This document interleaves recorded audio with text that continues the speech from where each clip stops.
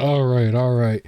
Welcome to the Winter Conducting Podcast. I am Supreme King, your host. This is episode 38, and I am here with my co-host, and his name is... It's your guy Omazus. Yes, and Omazus is loving this winter that apparently is my fault. Listen, You keep talking on the weather. We had thunder snow. You said we were done with the winter, and then we got lightning with the snow. Like, I didn't know that was a thing that could happen. Stop speaking on the winter. Listen, everybody relax. Anybody who lives over here, because I know more personal people that know us watch this as opposed to everything else. It's already melting. By the time you get around to this, it's gonna be gone. I know it's supposed to. I'm about to report the weather, right? It's supposed to snow again Wednesday and then Friday, but like every day in between, it's supposed to be sunny and like up to almost 40, 50 degrees. Like today and tomorrow is supposed to be like that. The last podcast where I spoke on it, by the time we were done, it was completely melted. It was like it was not even there. It's already in the melting process now, so it's going to be gone probably by tomorrow, if not already today. So it's like, just relax, everybody, relax. I know I taunted it. I won't taunt it no more. I promise I won't taunt it anymore. We've only got like a few weeks in March. There was this like one news station that was like posting these countdowns and stuff, and I was paying attention to that. And the last one that they did, they said it was like 20 something days left. So by now, as of this recording and stuff, it's probably down to like 18 days. It's going to go by quick, man. We're going to blink. It's really going to be over. It's going to be over. I'm not going to taunt it anymore because there was some snow that like fell out of a tree and hit my car, but it didn't break my glass. So I was like, all right, let me, That's good. let me calm down and I had to move my car because my car was like right under the tree. And so it's like, all right, let's move that. I saw somebody else post like that a tree just fell on a house. So it's like, all right. No. All right, so it's whack out here for some people. And thoughts and prayers for everybody who probably didn't have power for a really long time. I know that's a thing. But anyways, or still don't. Welcome back to the Rocket Launcher Podcast, episode 38. This is gonna be a fun episode. I wanted to start off with what is on the screen, which is Forspoken, aka Foreclosure. Forspoken is shutting down, and the studio that behind Forspoken, and they're getting reabsorbed by Square Enix. This is something that we've learned, and now my channel is one of those channels that got a little bit of a spike of viewership because they trashed Forspoken. I didn't trash it for clout. I was just telling y'all how I felt about the demo, which I used a lot of the same footage that's on the screen anyway.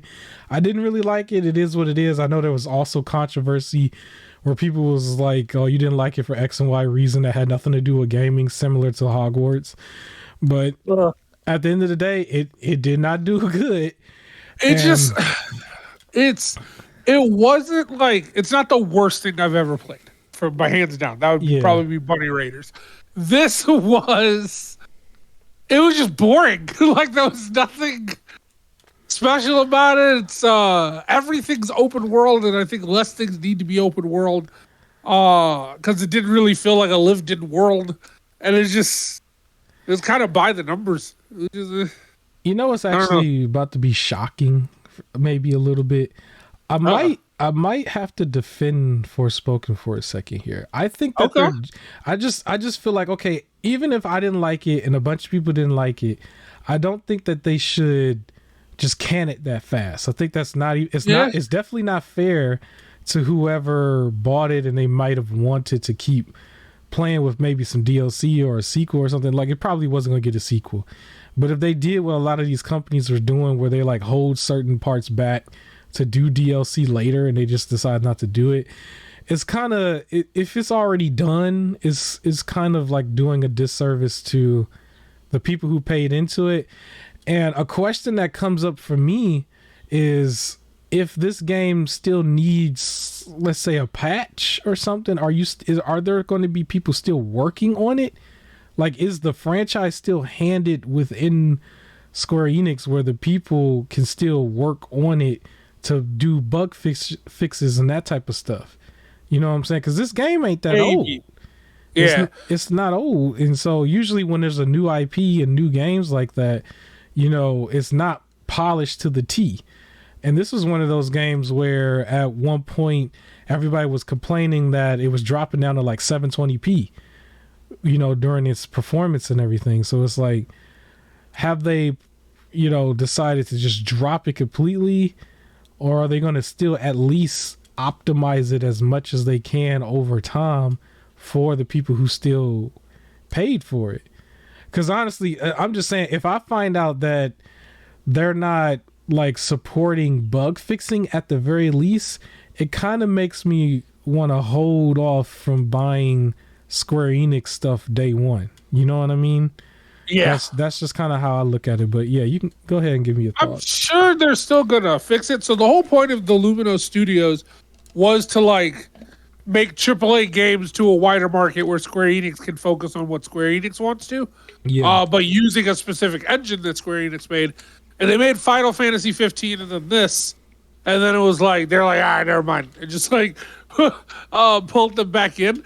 But it didn't say they were going to stop support for the game. It's just the company behind it has been taken in.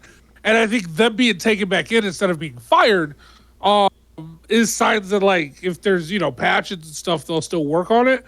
Yeah. I just know they're being brought in to just keep working on Square Enix games. Which, I mean, Square Enix hasn't really been putting out the best stuff as of late. So they probably need all the help they can get. The thing about it is they were making a lot of games, like just the industry, the type of games that people were not asking for. So it's like a whole bunch of free to play stuff out there. There's a whole bunch of like microtransaction type stuff out there. And then just a game like this where it just had like cringy dialogue and everything. But what we were reporting on in the past was just that they were starting to like announce, okay, certain games, we're just done. It's gone. You've got until this date and it's out of here. Yeah. We just lost, I think it was Babylon's Fall. Now, of course, yeah, people probably didn't like it and didn't want it as much, but it's like, it's not in a way where some of those games are not getting a certain update where it's just out there and you could just play. It's like, no, it's gone. It's not being preserved or whatever. The only way you can get it is if there's some emulation team that just puts it out there as a ROM later on, you know? And it sounded like Forspoken, if Forspoken was free to play, it was going to be the same situation, you know? But with it not being free to play, it's like, okay, you technically could still buy it some places, but if it was broken in any way, if there's a section where you fall through the map, those are the questions that I'm just asking about.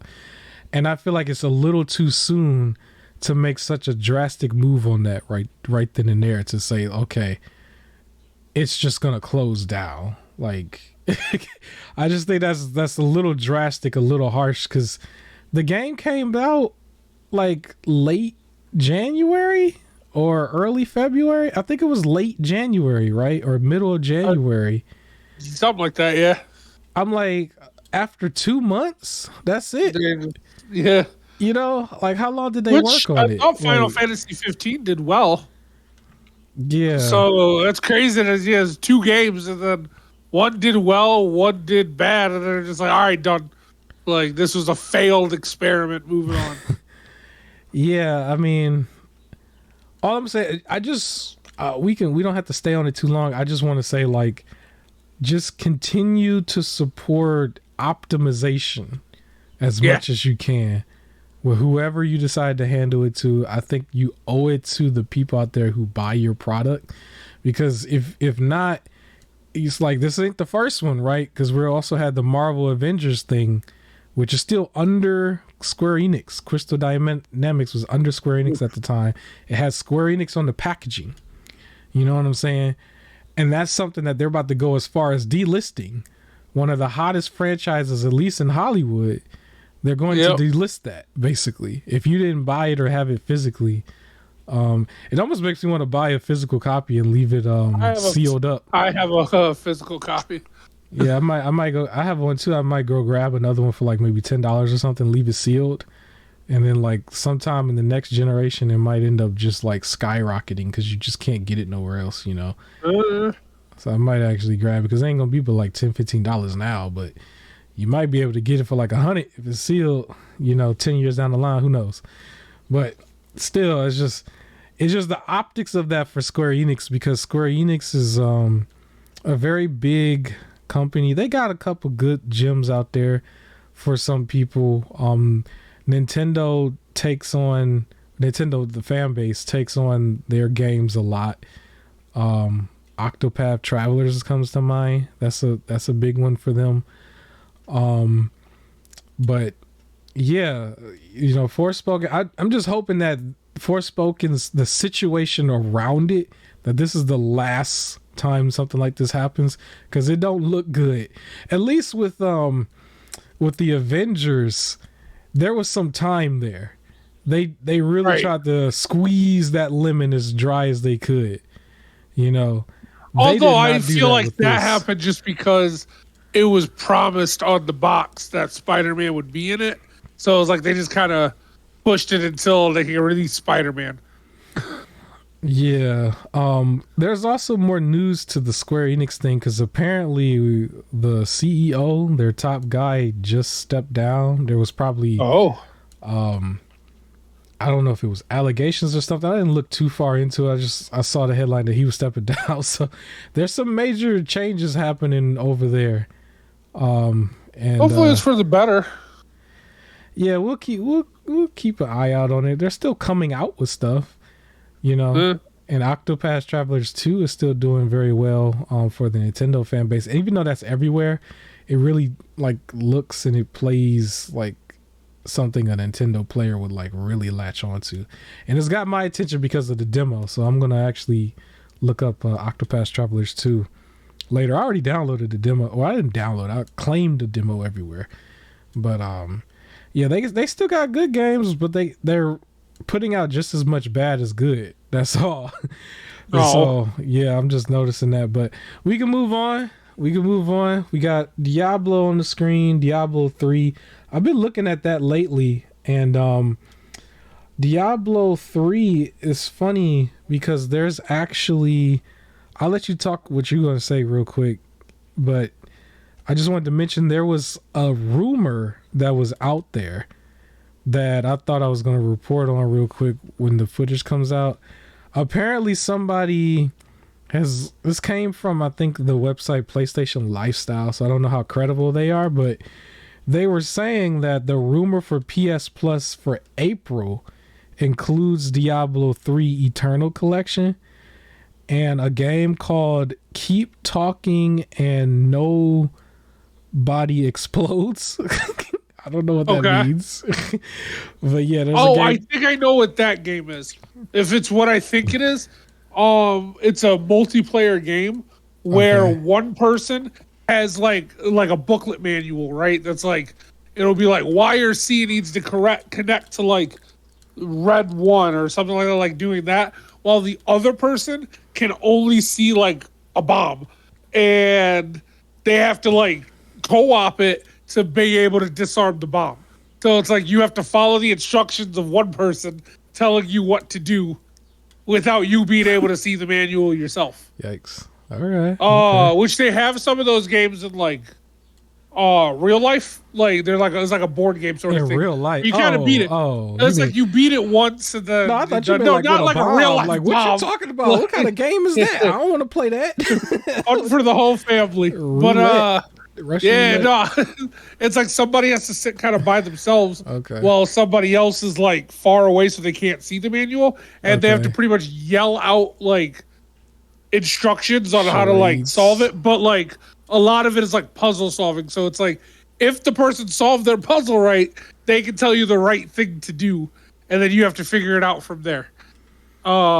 Interesting. All right. Yeah. Well, as long as it's a board game and not a real thing, I'm cool. A real bomb, man, is practice. But anyways, I don't know what it's practice for, but it's practice. So it's just a rumor. We don't know if it becomes true. I'll come back to it. But basically, it's Diablo 3 Eternal Collections, Keep Talking and Nobody Explodes, and then the PS5 one is actually Ratchet and Clank Rift Apart. And so they're saying that's supposed to be April.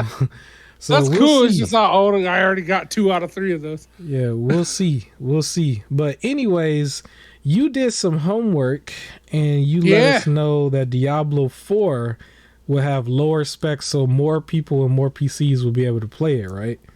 Yep. So apparently they said the game works, best when you're doing 1080 or higher, but you don't have to. And that it only really requires GTX 660 to be able to run. Oh, wow. Like it does. It needs really low spec. They said you'll have to play at 720 so you can if you have it that low. Your phone, then you can. Yeah. Okay. So they were saying like you might have to play it at 720. If you like the lower the graphics card, and they said it works best with like 1080 to 4K, like 1440, and all of that stuff. But I guess from the nature of Diablo, right? A lot of them look like this. It's going to be higher like graphics texture, but it's not going to be some like God of War looking combat. So with that, I guess they made it to where you don't need the latest graphics card to be able to play. So that'll be nice for a lot of for the PC players that play this. I would imagine a lot of decent PCs. A lot of decent PCs should be able to run this at 1080p with a decent frame rate anyway, because it's not really that graphically intense. Because you got your top-down God view and everything, and you're just doing your thing. It's it's mainly just keeping up with all the chaos on the screen, right? Like all the moving and everything. Yeah, there's a lot of chaos. And then there's also console players too. You shouldn't have to worry about anything. But I'm hoping the game is good. I'm interested in one of the druid class that sounds like it's going to be like with shape-shifting and stuff. Is just when they just released Diablo Immortal, I'm just really hoping they don't just make the phone game into the next one. Like I really want it to emulate with 3 as opposed to Immortal. So I'm pretty sure it will, but I do know there's a lot of people that's kind of skeptical because I can't talk today because of all the microtransactions inside of Immortal. But I have faith that won't be. Because I will say that the other ones don't have micro transactions. Like everything you get in this game there's no storage. You earn it in game. You find it, you loot.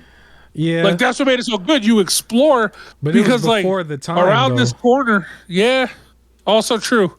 So that's why I'm hoping. I don't want it. I don't even want them to say it's just purely cosmetic, because that's part of the fun is finding items, upgrading things to transmog. So for your cosmetic stuff, so it's like just leave it. Like you'll get enough money from the people who play Diablo. You will get enough money. They shouldn't fill it with microtransactions. I don't think that they're going to take that type of risk too much, because they still have some competition there, because Baldur's Gate is also like really getting some attention now. Baldur's Gate 3. And I'm pretty sure there's going to be another one out there. Even though Diablo's got a name, they're going to have some competition in this space. This type of game and gameplay is easier to make than a full AAA game, So I can see more popping up on the PC side and just popping up inside of services. Because I believe this one should be like in Game Pass, just like Wukong Dynasty. But yeah, Wukong Fallen Dynasty. That's what I have to say. I can't talk today, man. I'm looking forward to Diablo 3 though, or Diablo 4, because I have been looking at some Diablo 3 footage, yours and some other people. So I'm definitely looking forward to it. And anything else you want to say about it? We can probably move forward. I don't know. No, we can move on. Yeah, definitely looking forward to this type of gameplay. Other than that, I guess real quick, because I was talking about rumors, there was another thing to mention real quick about rumors. Apparently PlayStation is rumored to have a big showcase that's supposed to be coming that might actually come before the summertime. That was another thing that I saw. I would imagine it's probably going to show off Spider-Man, and maybe you might catch at least a CGI trailer for Wolverine or something, because they lean heavy on Insomniac. But you might catch some other stuff that they've shown in the past. But I would imagine look out for Spider-Man the most because that's still set to come out later This year, on right? this Yeah. year. Yeah. So I also want to mention about my lack of content. I do have stuff working on in the background. A Spider-Man video is one I was going to work on. Spider-Man, Batman, and Superman actually, and Power Rangers. I was like, let me go back in my creative bag and talk about stuff that I want. And so, yeah, 4 or 5 videos on that. And then my super pushed back, I got to push back videos to Alan Wake video will be probably done and either out this week or the week after. Yeah, so I just thought I'd mention that real quick. Okay. Anyways, another rumor I can mention also, we could jump to Nintendo. Apparently there was already a bunch of rumors and stuff going on about the Nintendo Switch 2 anyway. Yeah. But apparently people were trying to say that it was set to come out either fall 2023, which I'm pretty sure is not true, or first quarter 2024, which might be true.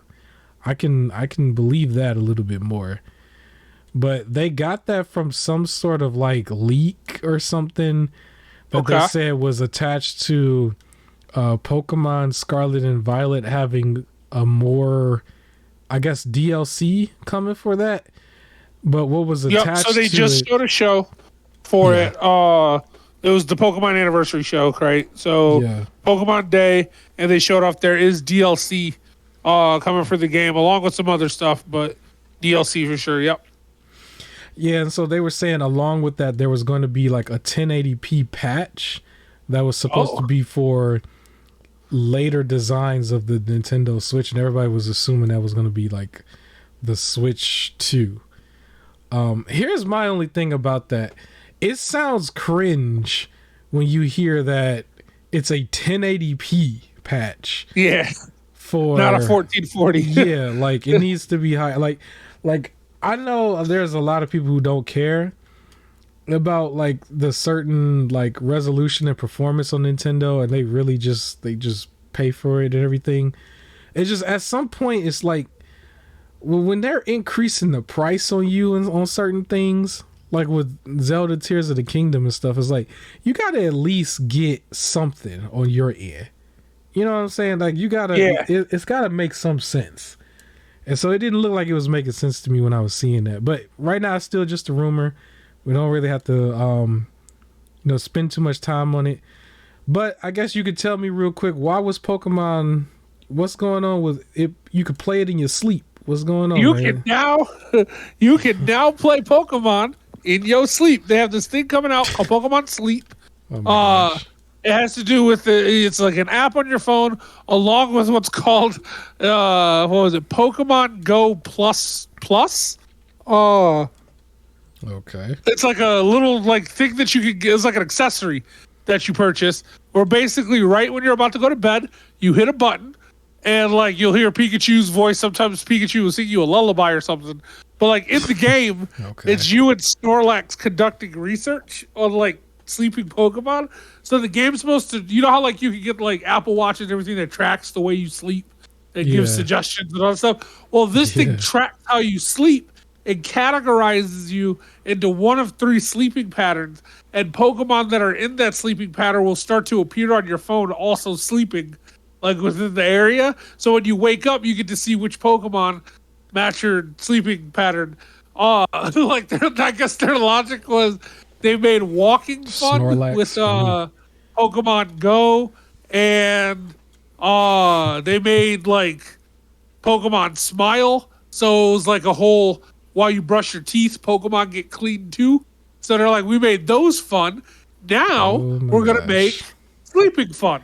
It's like making waking up fun, because like now you have a like if you don't like to wake up in the morning, now you have a reason to wake up because you got to check on your Pokemon. Is there or what? Logic? Are they die or something? I don't know, but I know for the commercial, it was all adults.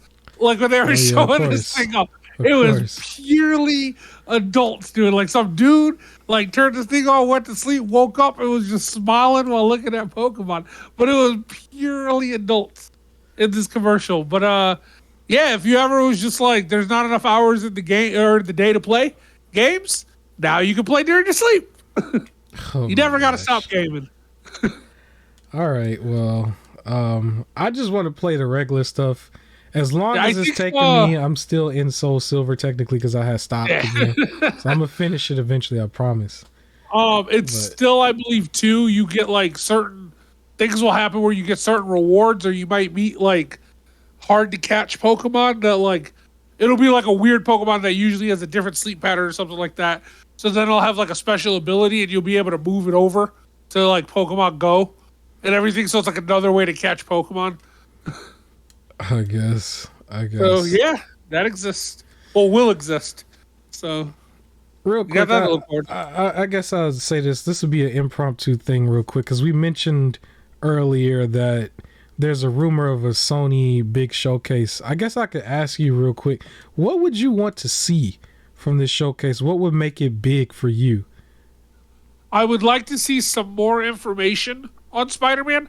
Nothing too crazy about like spoiling it.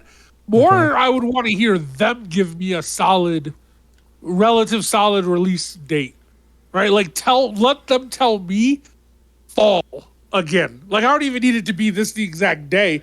I just want to hear from them again because they said it before and then they just went silent.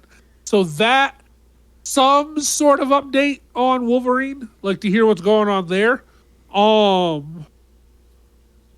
That's the main two. Maybe hear about some other things that they might be working on, right? Like how they give the Wolverine teaser. Maybe a couple more teasers of like here's some other stuff we're planning. That's about it. That's all I really do. So I imagine if they're gonna do I think they're still gonna do a God of War Ragnarok DLC, like Okay. or like maybe not necessarily DLC, but like how they had the Nathan Drake side like story, or it's gonna be a you know who it's gonna be him a in the transfer. boat. It's gonna be him. Yeah. Yeah. But I Yeah, think without spoiling anything, right? Because I guess it's still too early to spoil this game. But based off of the way it was like ending and everything, I think they're gonna do something with him. So I imagine that might get announced. Like those three things. I would want a definite release date for Spider-Man 2. I would imagine it's probably, I don't know why this date is in my head, but September 23rd, 2023. It just sounds, Isn't it when? I don't know. No, the last one was in October. Yeah, it Was would it? Yeah, I would it was imagine October. it would be somewhere in that area, but Yep. definitely a release date with that, maybe a story trailer with a little bit of gameplay, a CGI trailer, possibly with gameplay for Wolverine. That's what I would want to see. I would also like to know, do the missions switch back and forth between Spider-Man and Miles? Are you only Peter, or does it matter who you are? Do you get to just pick which one you want to be? Like, I want to know how Honestly, that structure goes. without spoiling it, I would imagine that it would be structured just like God of War. That's what I think. Okay. I think it will be, for Which everybody I'm who okay knows, who with. knows. Yeah, I'm okay with that. I just want it to be Yeah. confirmed, but I'm okay with that. That's fine. I would like it to at least know if they have a full campaign where it's co-op that's at least just a DLC thing where you play it fully, like It Takes Two or With something. both Like, of them, that'll be yeah. cool. That would be the one thing that I would like to know. Of course, they wouldn't tell you that right away. They would probably tell you months after it comes out because it will be DLC. You know But I what we would want need? to see that. We need a full campaign where you play as Mary Jane and stealth, because now she's the only stealth character. So you Nah, got to do the whole thing in stealth. What if they come out with a God of War VR where you're just Mimir, you're the head, and you just see everything from his view as the So head, the and you get to look around. It's You the get to back just of the look fight. around. Like you don't even get to be like in the front of the fight. Oh, Like when somebody's actually playing Ragnarok or something, like you have the VR headset on and you can see just from the viewpoint of Mimir the entire time. Like, if that's possible. Duck brother. That would be wild. That would be wild. You You're just rolling like everywhere, and you can't have. No, actually, I would do it.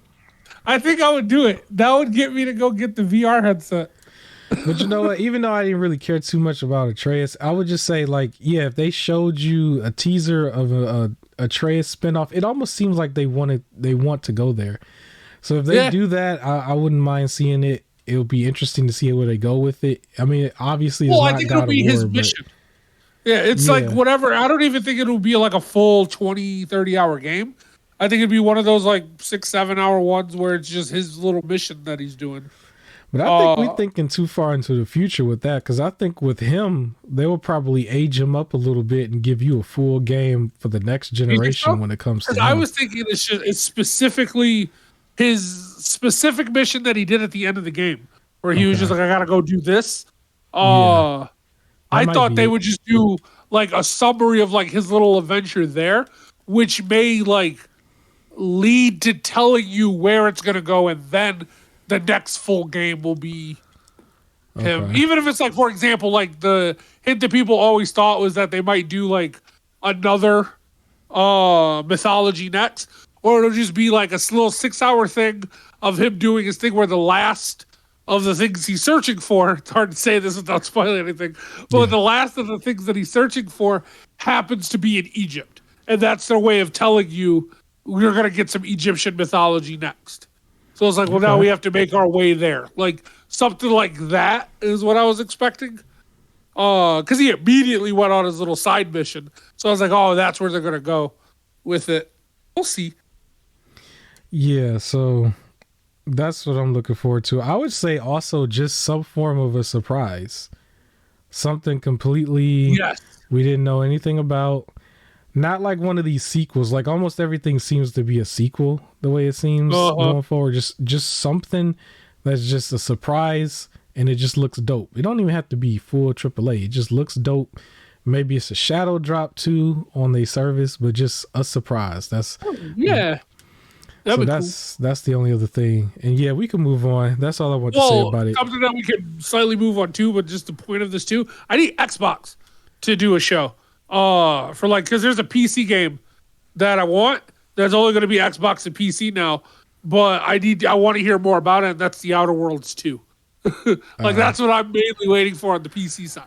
Well, they showed the next one probably going to be right in the summertime, so I would imagine like they're not necessarily E3, but whatever they're going to call it, because they're not part of E3. But yeah.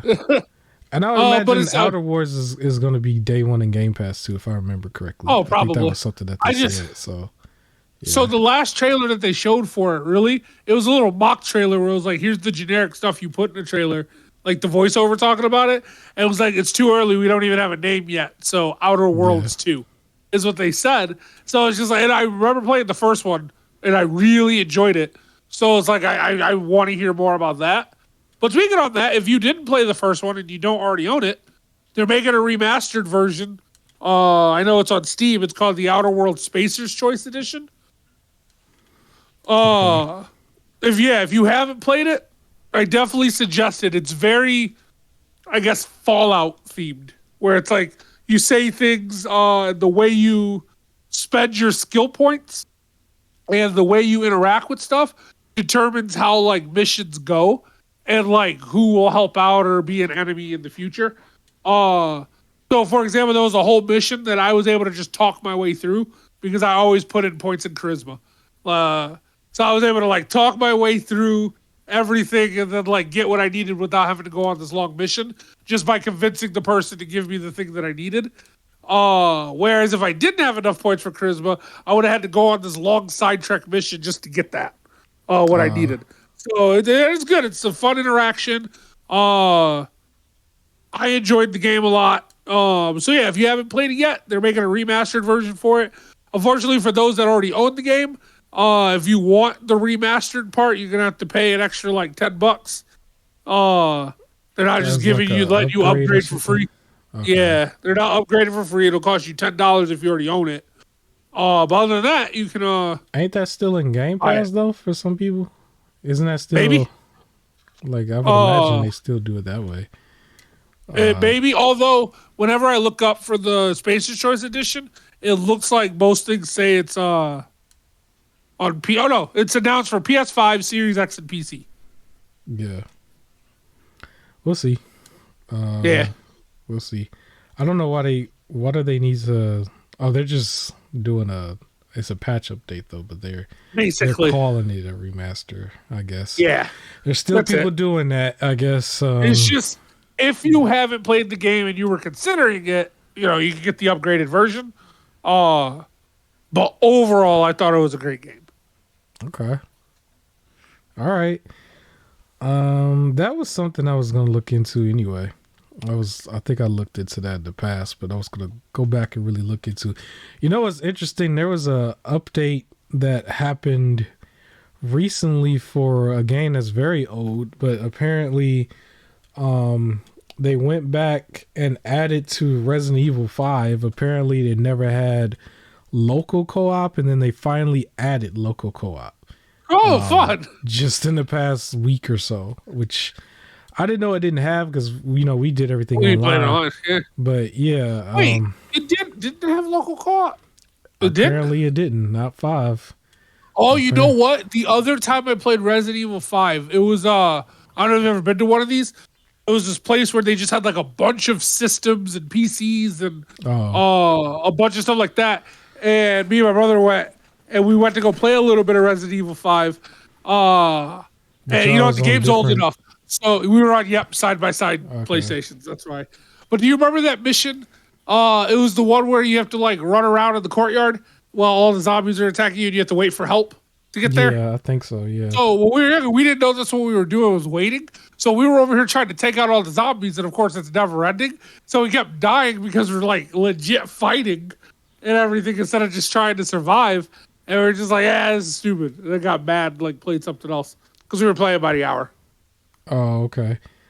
Is that how them places go? You got to pay by the hour? I seen one in a mall where you pay for the full day or something. Well, I know they have that. For us, you can pay for a full day.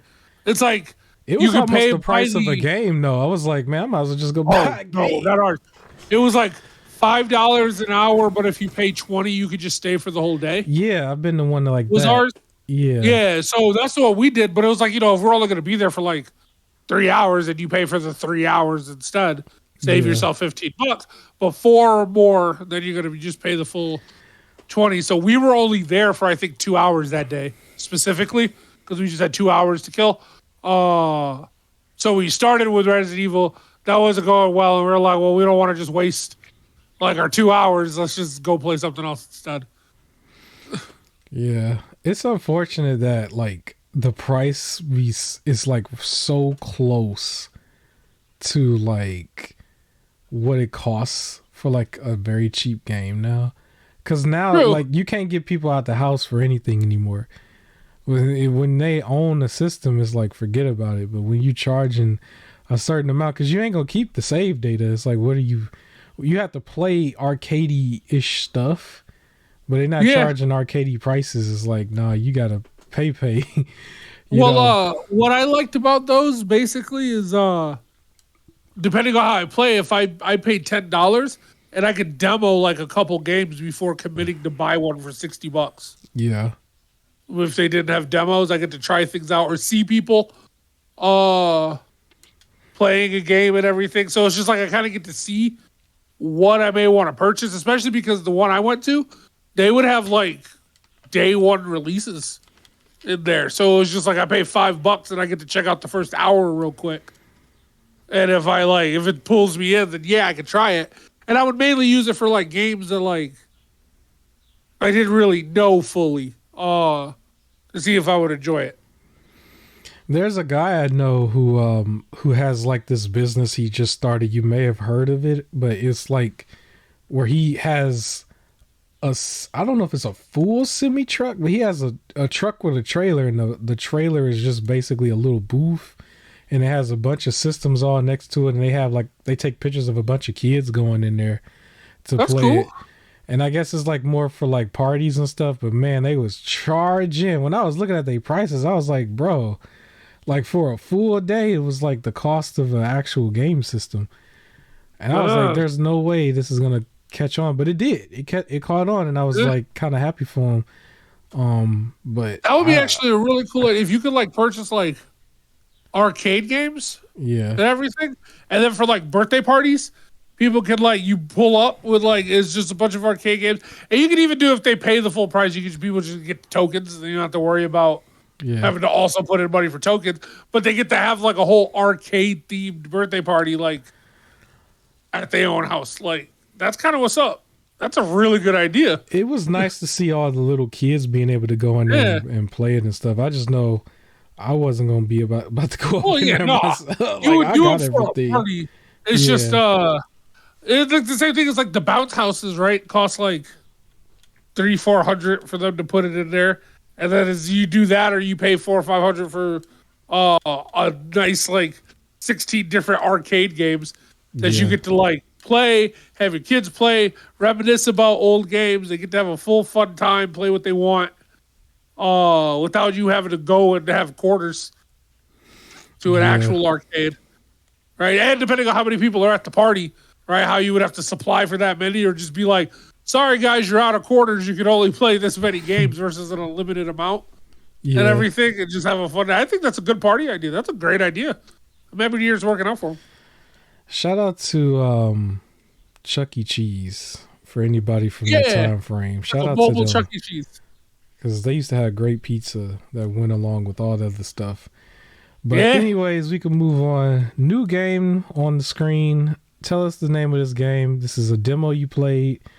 And it is called Windswept.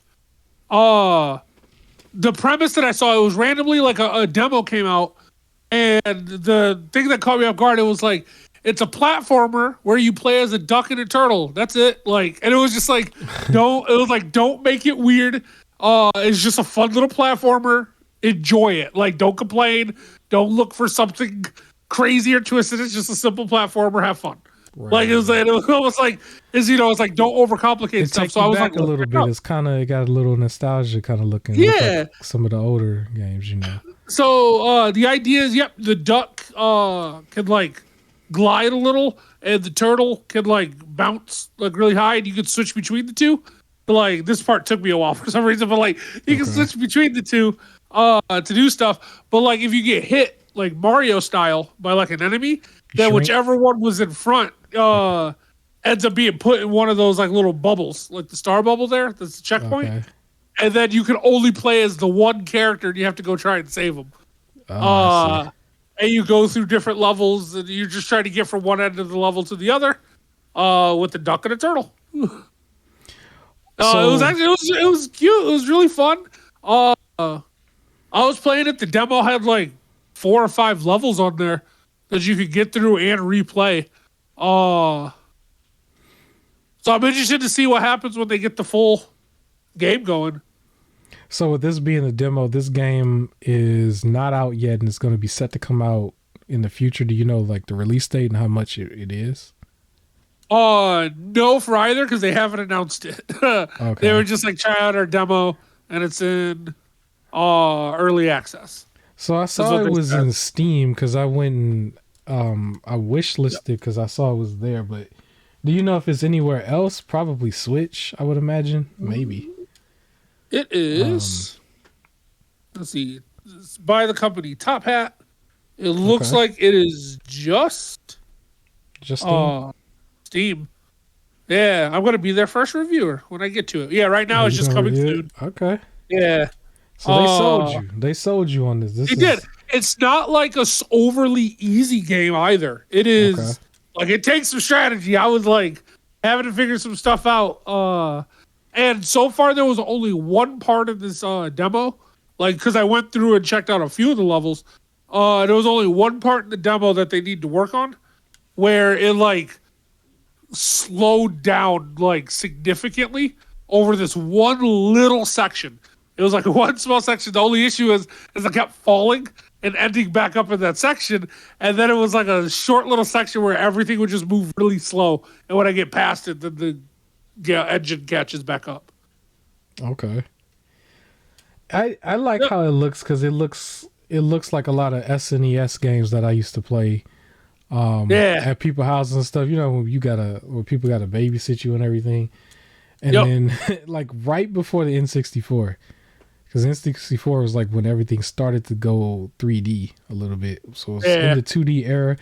This looks like it's perfect for anybody who wants to play on Steam Deck or possibly Switch if it comes to Switch. But at least your handheld people, or if you can like get it on your phone, if they allow that, if it's a mobile game too, like it looks cool. Oh, it does go up to 2 players. So you can have it to where one person is the turtle and the other one is the duck. Nice. So we got some co-op going. Okay. Yep. All right. Well, I they look got the forward beta to it. out. I definitely say try out the demo. Okay. Demo's on Steam for anybody. You can play it on Steam. So can you give us the? Okay, I got the name. I pulled it up myself. Yeah, it's a Windswept. Windswept. So they One got word. swept in the wind. Yeah. Yeah, so it is there. It's coming soon. They don't have the price. It does look like it will be co-op with the split screen co-op. Fully supports, your different controllers. It does go to the Steam Cloud, and you can have remote play. So you will be able to get this on some of your handhelds. Even if it's not your Steam Deck, you can put it on one of them other handhelds that people buy. So that's cool. That's cool. I look forward to it. It looked like the specs for this too is very little too. You should be able to play this on if anybody out there got them potato PCs like we mentioned earlier, you can play Diablo 4 on a potato PC. It looks like you definitely should be able to play this on a potato PC as well. So anybody want to get your nostalgic on a little bit, they got you covered. I'll be taking a look at this myself. I'm pretty sure it's not going to cost too much. I'm looking at some of the stuff they're comparing it to. Everything looks like it's in the $10 to $15 range. I can imagine maybe at launch they might go as high as 20, but I doubt it's going to go past that. And you know how Steam is. They'll definitely, drop the price down anyway. So, yeah, man, nostalgic. We're going to get our nostalgic on. That's what I'm going to do. But yeah, good stuff. Good stuff. We can move on. I do want to mention just a couple announcements, really. It's a lot of announcements this week that I have.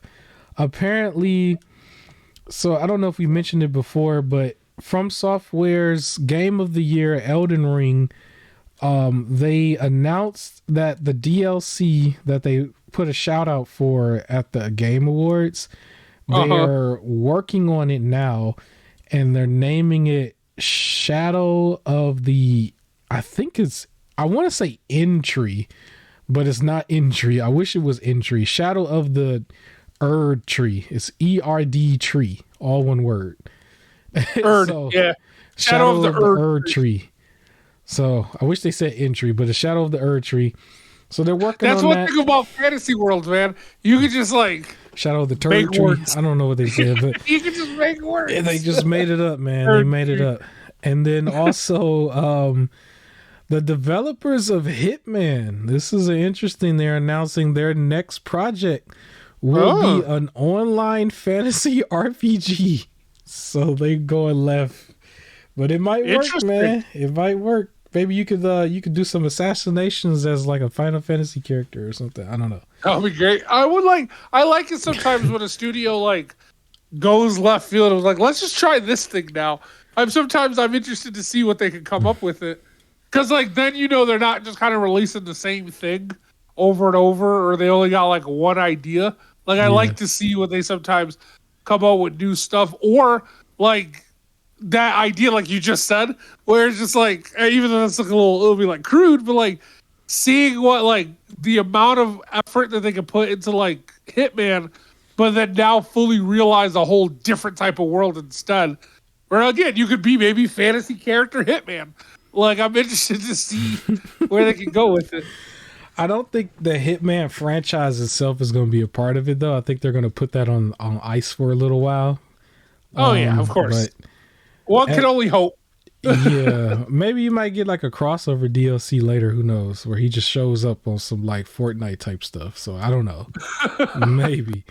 Another cool thing. So Armored Core 6, apparently it will be $60 on all versions and not $70 for just next gen. Yes. So That's interesting. I'm very curious as to how that's going to work in 2023 as far as gameplay. I don't know because it can't be the same as Souls. It would have to be different. But It's still yeah, going to be just overly difficult and dodge. It's just going to be, you got to use that little boost robot Titanfall, to like I guess. dodge Yeah. out of the way and then shoot, get like pieces to keep. And more than likely, it'll be like, even if you lose, you'll get a little bit of stuff. So you keep building your robot until it's like strong enough to do stuff. I don't know if you remember the old school one. Do you remember how they had the little spider leg robots? I didn't really play Armored Core back then. I Oh, have all I the did. emulated ROMs though. I do have So like they a always had file, like the but 6-legged robot that you would always try and make, and it okay. looked the coolest, and like the legs would move individually as you crawl across. But then I realized it was always bulky enough that you're just gonna be getting hit like all the time. But yeah, I'm I excited for it. I just wonder if it's gonna play like how Titanfall is, but like in third person. Like Yes, that's what I probably, would imagine. but Cause, harder. But yes, Cause I you'll be fighting remember, other robots like the Titanfall scenes when you're fighting other robots. It'll be like that, but like harder. yeah, with Titanfall itself, like those sections were kind of difficult. The mech sessions, like everything else was just pretty much Apex, and you just kind of just went through it. But yeah, I was just wondering how that would work. It might still be dope. They would have had a lot of time, to really perfect this. Because I remember it was a rumor for a while. Like even though they just announced that they were going to do that, like that was a rumor for a while. So I can imagine they probably had some time to work on it. But yeah, that was just something I wanted to mention. Other than that, going back to a system that I'm picking up a little bit more often now. The PS3 apparently had a firmware update. Oh, I don't even know if I had the update or not because I know it updates in the beginning when I turn it on, but it's like real quick. But apparently, there's a much notable one. I don't know what the changes are. Maybe it's a little bit more stability, whatever's going on, but it's update 4.90. So okay. anybody out there who still pull out your PS3s, I'm doing that a lot lately right now. Yeah, you get an update. It's getting an update. So there you go. Hi-Fi Rush, the Shadow dropped game that took over January, apparently has 2 million players or had up to 2 million people play the Hey, game. So that little game, it looks so much like a throwback to Dreamcast. But that's right. Which is yeah. that's why Forspoken was January because I kept trying to think was it January or February?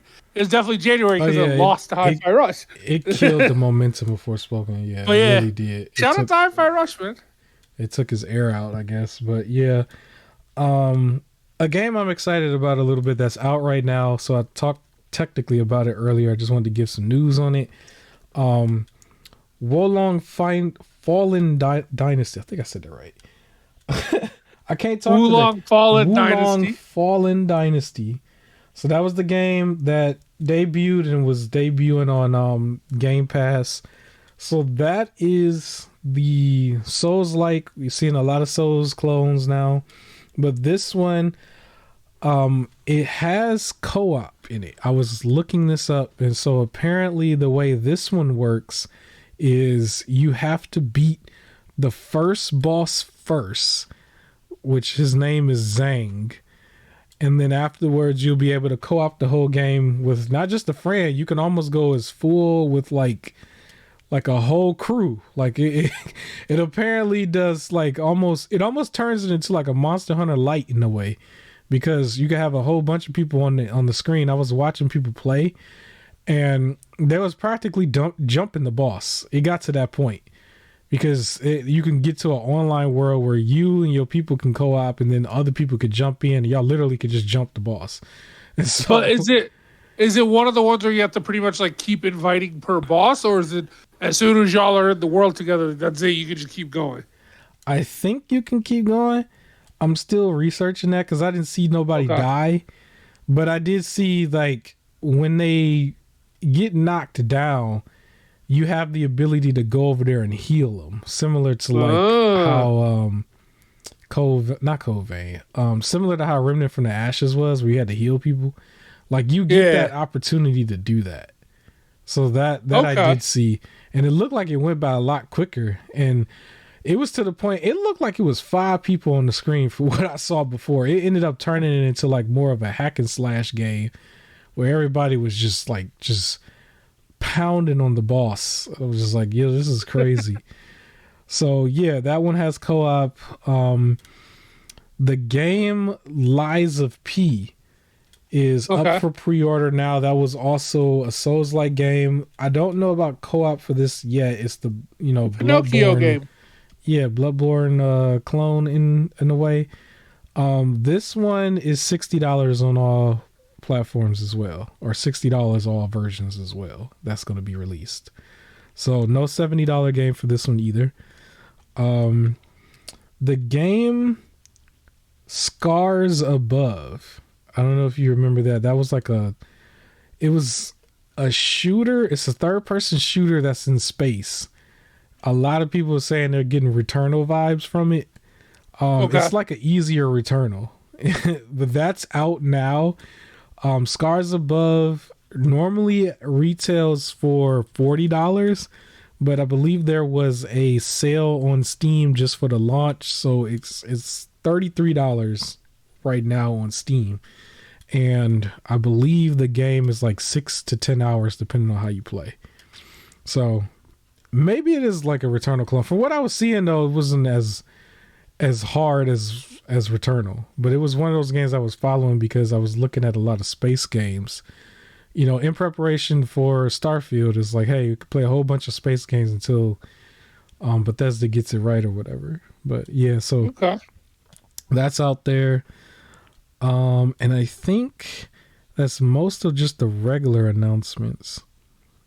Well, Sifu, I could mention real quick also. Sifu is coming to Xbox on the 28th of March. So I think they were like the last platform to get it. Everybody else didn't got it before them. I don't know why it took them. I don't know how they set that up. I know that was a PlayStation thing, but it's just like, that just seemed weird, whatever. But it's coming to Xbox now, so it's going to be it will be considered fully multi-plat on the 28th of March. So there's that.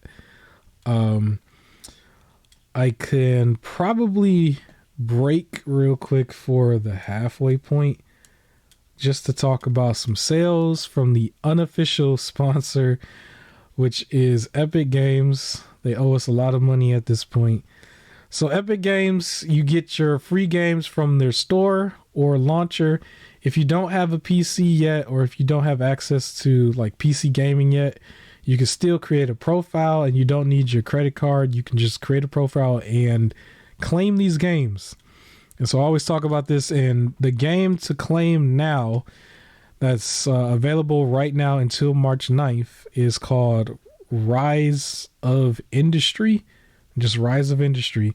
And then the next one was actually a game that I remember was on my radar before. This debuted in Game Pass.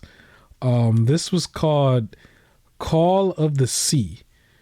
And I thought it looked like a really nice, interesting game. I think this one is also short, but it is going to be available from March 9th to March 16th. And it looked like a nice, unique game. I remember when they first talked about this game, it was like basically launching alongside of Series X, and it didn't really get no traction. Like, it really just didn't. It was just there. Maybe somebody played it, maybe they didn't, but now it's going to be on Epic. And then yeah, you can play that. And I believe there is a game. Steam had a game for free. I had to figure out what it was because I know I claimed it recently. But there was a free game on Steam. I'm about to look it up right now. Okay. While I looked that up, did you have any sales or anything that you might want to mention? Nah, I'm gonna be looking up these sales. They just happen to pop up, and then sometimes PlayStation will tell me certain things are on sale, and I'll jump on it. But nothing to announce. Windswept is free. The demo. That's all I got for you. Okay. I wish there was a way. Is there a way to see the latest game that you added on Steam? I don't know if there's a way to do that, but In your library, there might be a way. let me see if I bookmarked it. Oh, there's an interesting thing. So if you have Game Pass Ultimate, apparently the movie Evil Dead 2 is free for you. You can claim the movie um, if you want Uh, to. if you open it up on Steam, you can sort by recent. So by the most recent, let me see. Something like that. Under the library, let me Yep. see. Oh, that makes sense. All right, let me wait for that to do that. Because I don't think it did that. Well, while we wait, for the I mean a little bit of movie news. I went and saw Ant-Man and the Wasp: Quantumania Thursday night. Okay. I liked it. So, I would say don't always listen to critic reviews, especially because they always talk down on the Ant-Man movies. But to me, those have been some of the best Marvel movies. It's campy but good. Ant-Man cost some steam, if I remember correctly. It cost some steam. Like, Oh, that's good. Well, I remember when the first one came out and everybody was just like, ignore. And I went to the theaters for it and it was like, this, like during that time when I watched it, it was like, yo, this was my favorite one so far. Like it was Captain America, Winter Soldier, and then Ant-Man. Like that was like, at the time, like it was that good to me. And then I thought Ant-Man 2 was good. They set up for their next phase, basically, with this one. all right, so I found the game though. So it was actually two of them.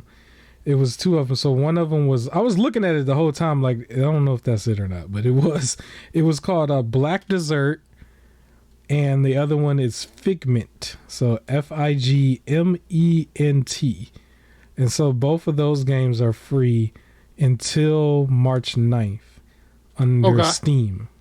So yeah, go claim those two.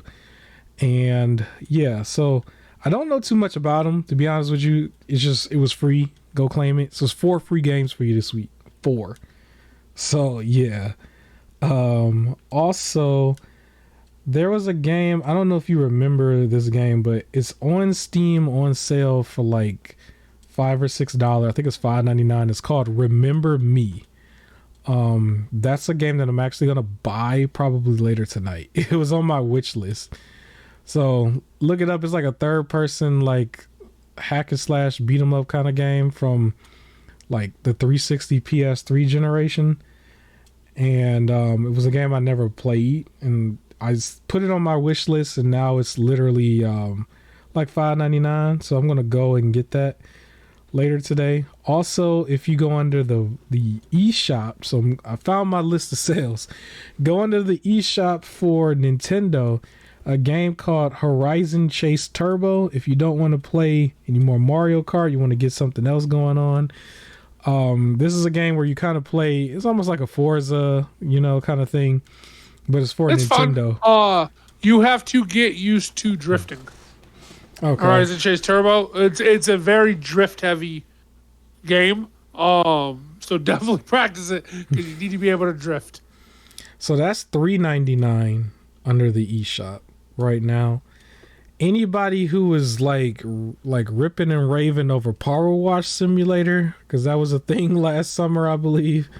Like, they have a DLC that's going to be free, so you can go and get a DLC and keep cleaning stuff, I guess.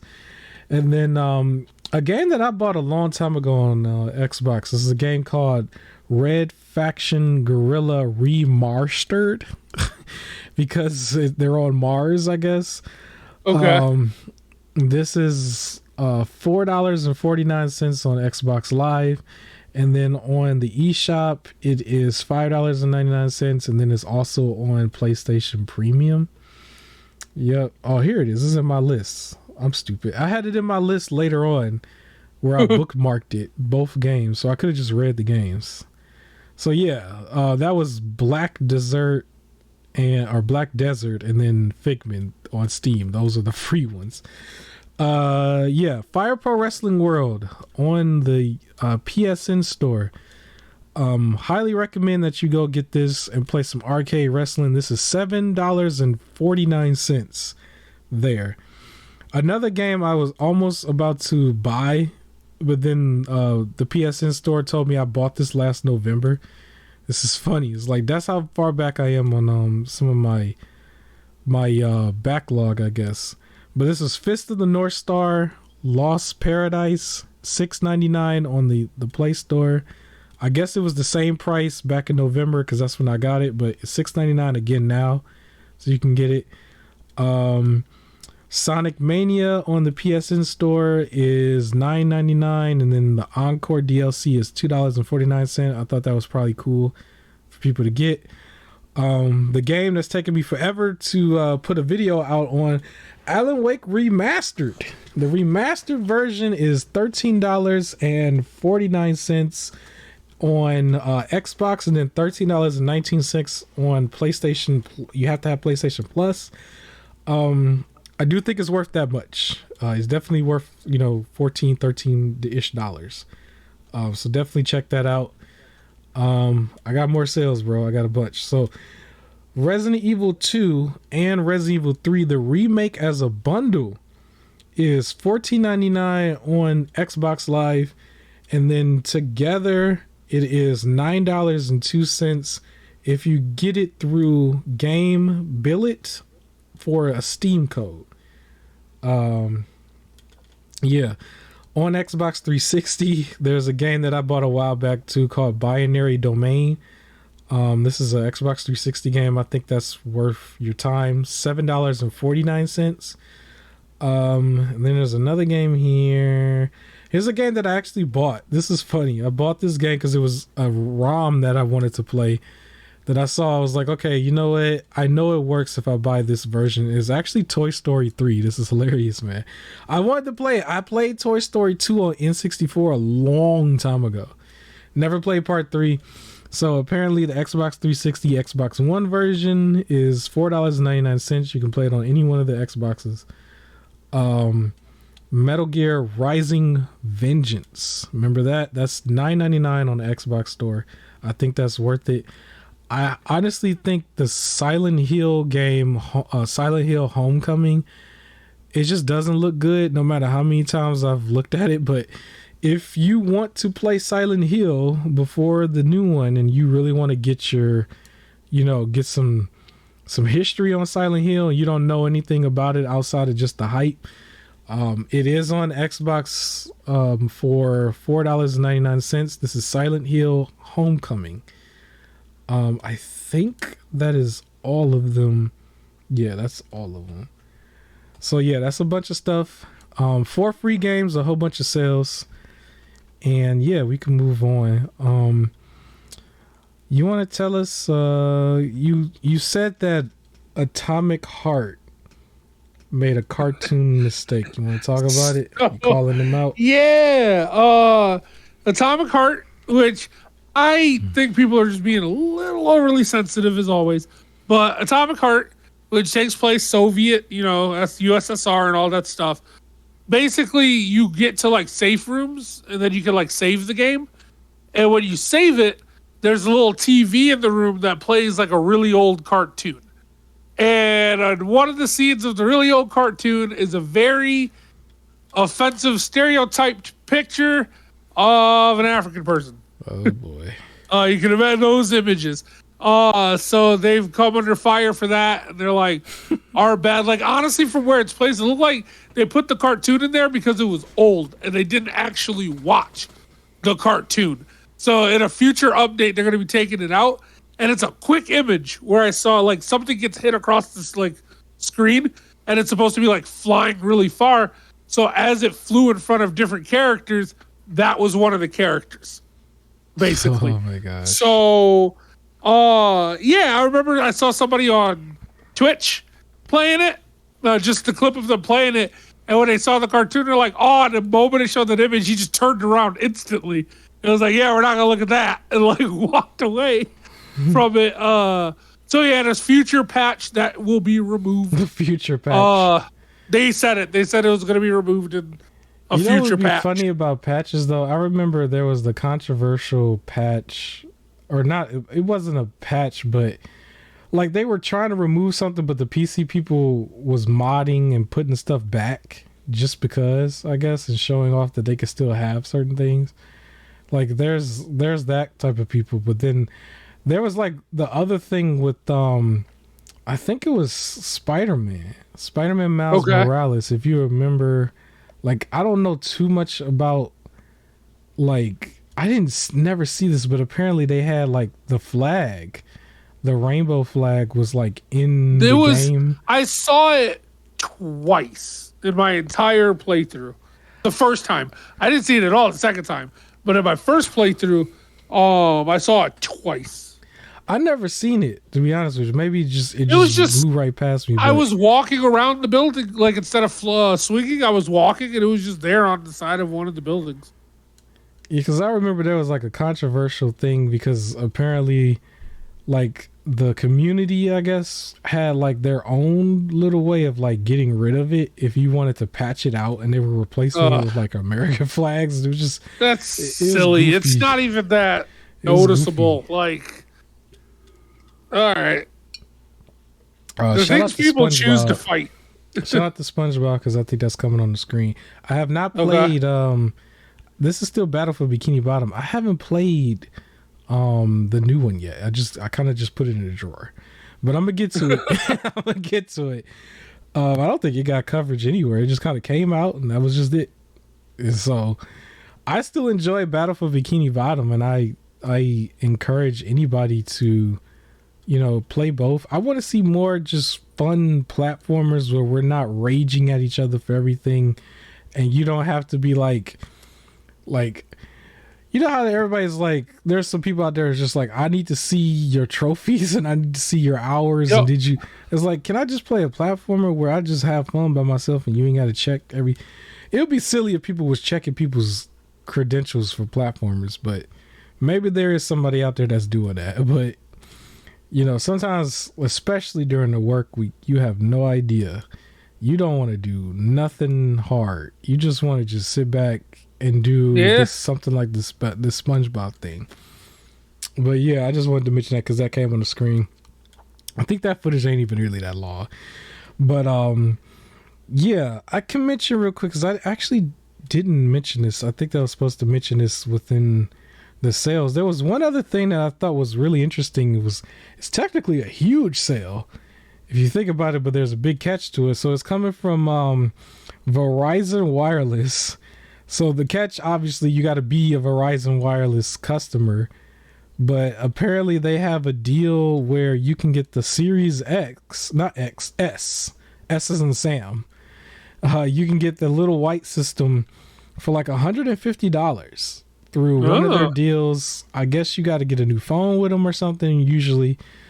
But they discount that bad boy. Usually they do these type of discounts with like tablets. I've seen that before, where you get one of their phones and it's like, okay, because you did this, we can give you this type of tablet as well. But you're like paying in with that phone. But apparently they're doing something like that with the Series S right now. So interesting. Yeah, you can, if anybody is looking to switch phones, you might can get a game system for the low as well. Like that system is almost a steal at $150. I mean, even some of these Pro controllers are way more expensive than that. So, yeah. Speaking of systems, that's probably not going to be $150.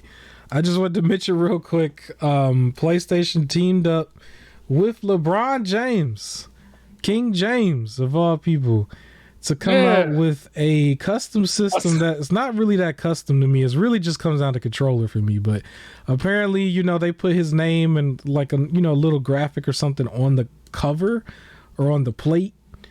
But outside of that, it's still just a regular system. You get like the controller as well with LeBron James' name on it and logo. I thought the controller looked good, but it seemed like silly to me to only sell it that way for a limited time. I feel like they should sell the controller itself by itself. But have you seen this system? I have. It's perfect for anyone who likes being second place. Likes being second place. Those who watch basketball know they lost again. So he's like come up second place a bunch of times, and yeah. But anyways, no, it looks cool. I like the graffiti kind of art that they have for it, but like not enough for me to get the it. controller look good though. It reminds me of how like Xbox comes out with like 1,000 like sports controllers as well. Yeah, but like it look good, but like I you gotta buy the whole system just to get it. I just wish. It's silly to me this time when the console covers is what they call it is like the only thing that makes it a custom system, where it's not really a full system anymore. Because you could just pop them off. I feel like you could take them covers right off and pop it on a whole nother system, and then boom, it's a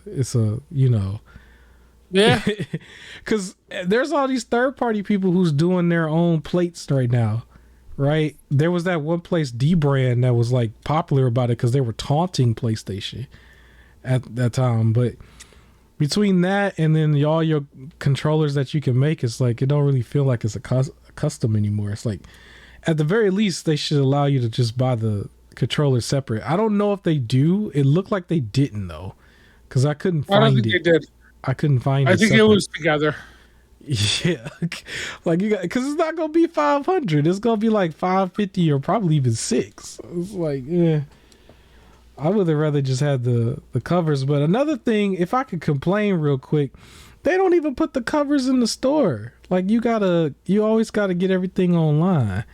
They want the money directly. Yeah, like they don't want to split any of it. I want to just roll up in one of my local places and then get it and leave. That's how I would, especially for something like that. It's like I don't want to wait for that. Because even like it could get damaged. Like some people's stuff was getting damaged. Like when Last of Us Part 1, the collectible part was like there was the whole thing where a whole bunch of people's stuff was getting damaged. So, and then I had stuff get damaged in the mail too. It was mainly like a wooden, like I had like steak plates that was coming in the mail chipped. It's like fool me once, fool me twice. So it's like console cover, like man, that could come chipped or bent or something. And you know how PlayStation is with refunds. So yeah, I'd rather go through Amazon if I have to go online.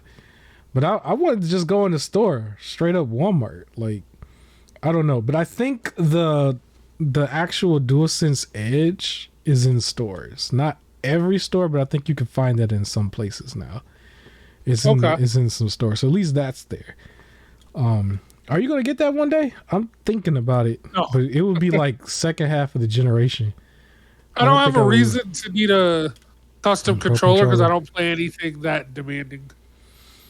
Yeah. Like I don't play PvP or things like I don't need anything where I need to customize where the inputs are now. So if somehow there's like a deal like in the near future where it's like 100, which is like that's a huge discount, maybe I'll jump on it. I did see like at least with open boxes at Best Buy, some of them had them for like 140 and they were like considered brand new.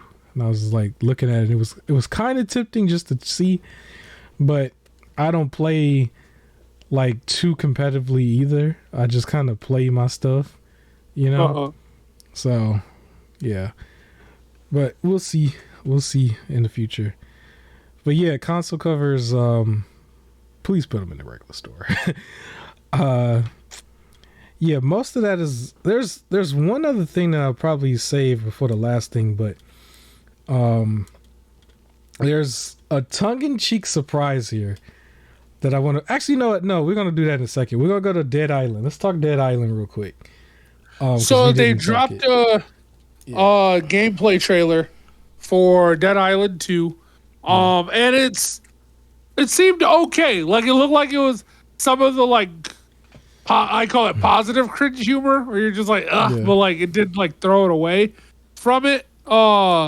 Other than that, it's kind of your generic shooter. Although I liked the weapon customizations, where it's like you get to like a junkyard and you're able to like make like a fire katana, like by putting like a lighter and like an aerosol can hooked to it, so it's like blowing fire, or a electric like Wolverine claws.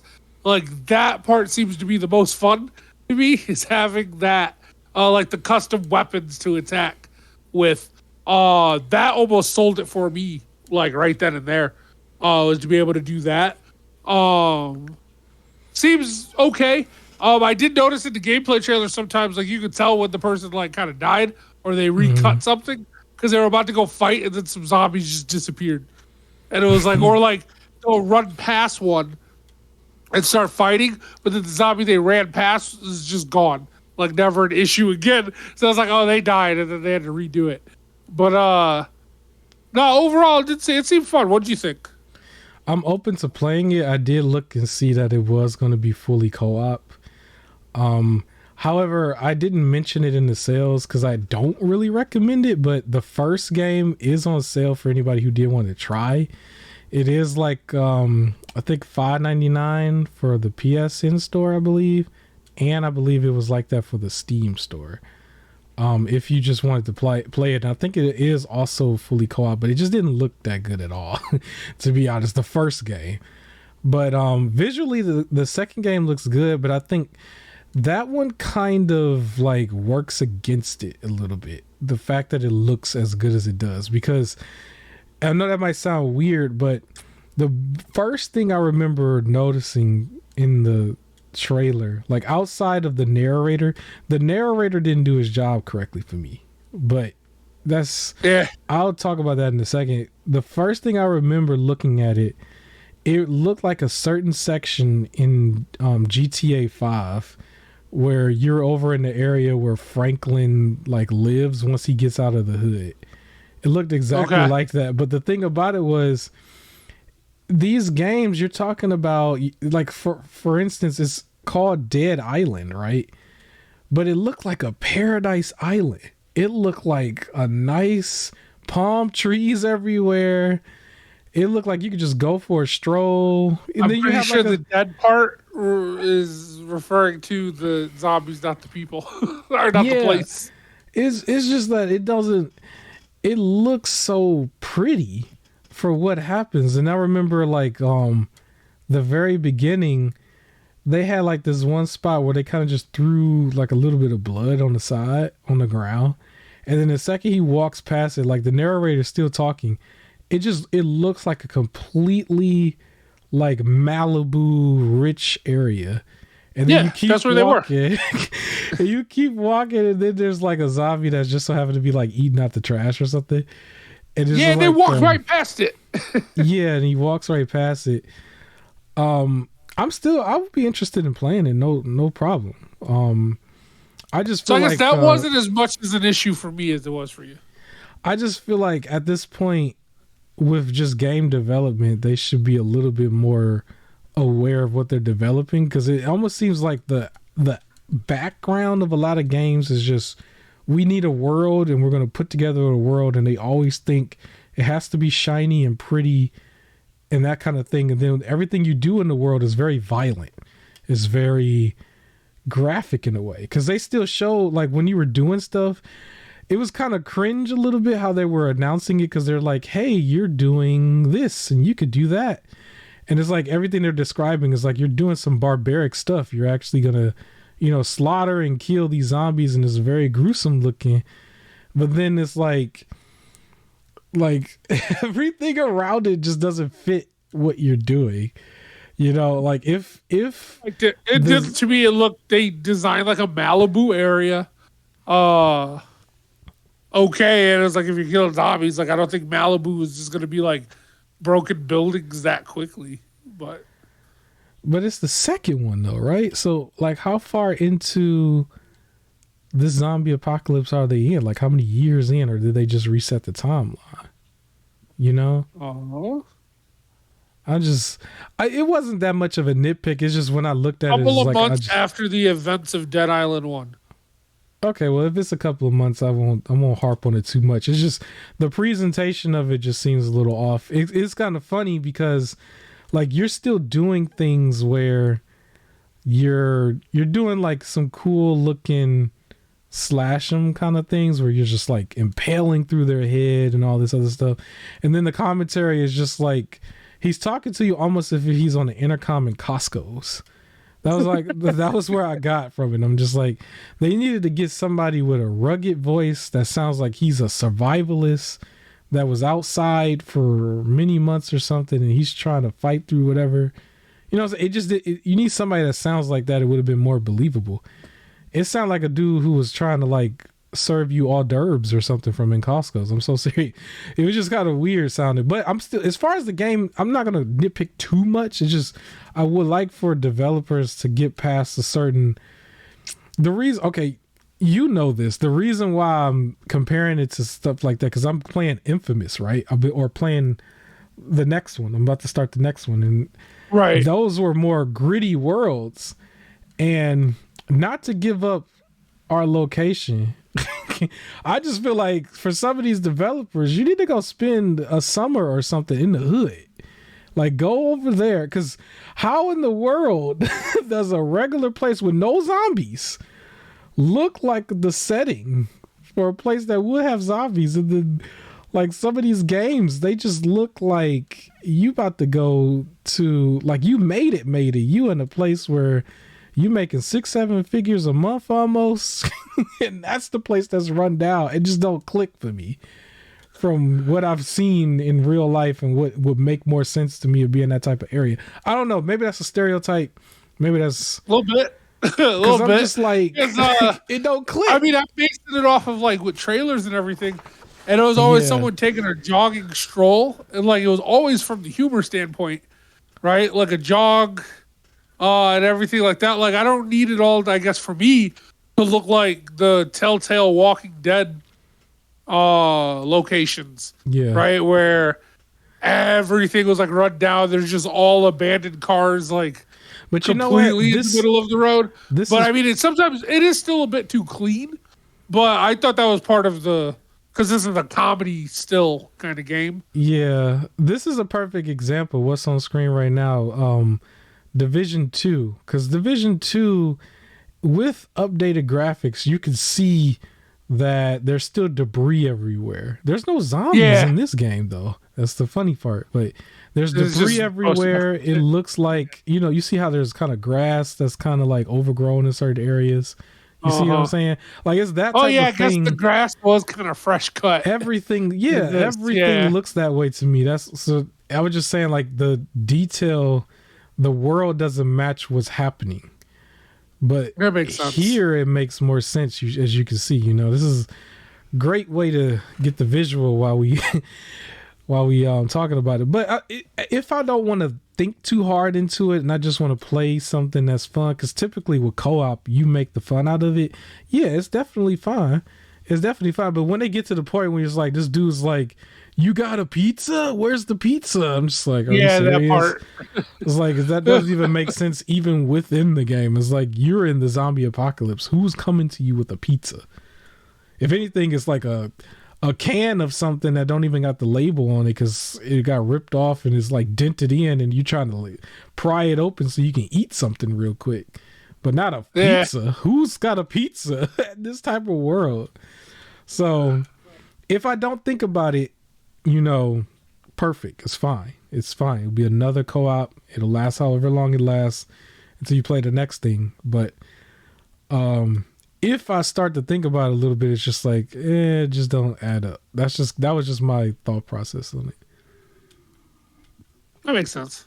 But yeah, as far as like just the one thing as far as gameplay, whenever they were running, I couldn't get a sense of speed. It seemed like they were moving slow and they were slow to turn. That was probably the only thing. If I was to nitpick the game.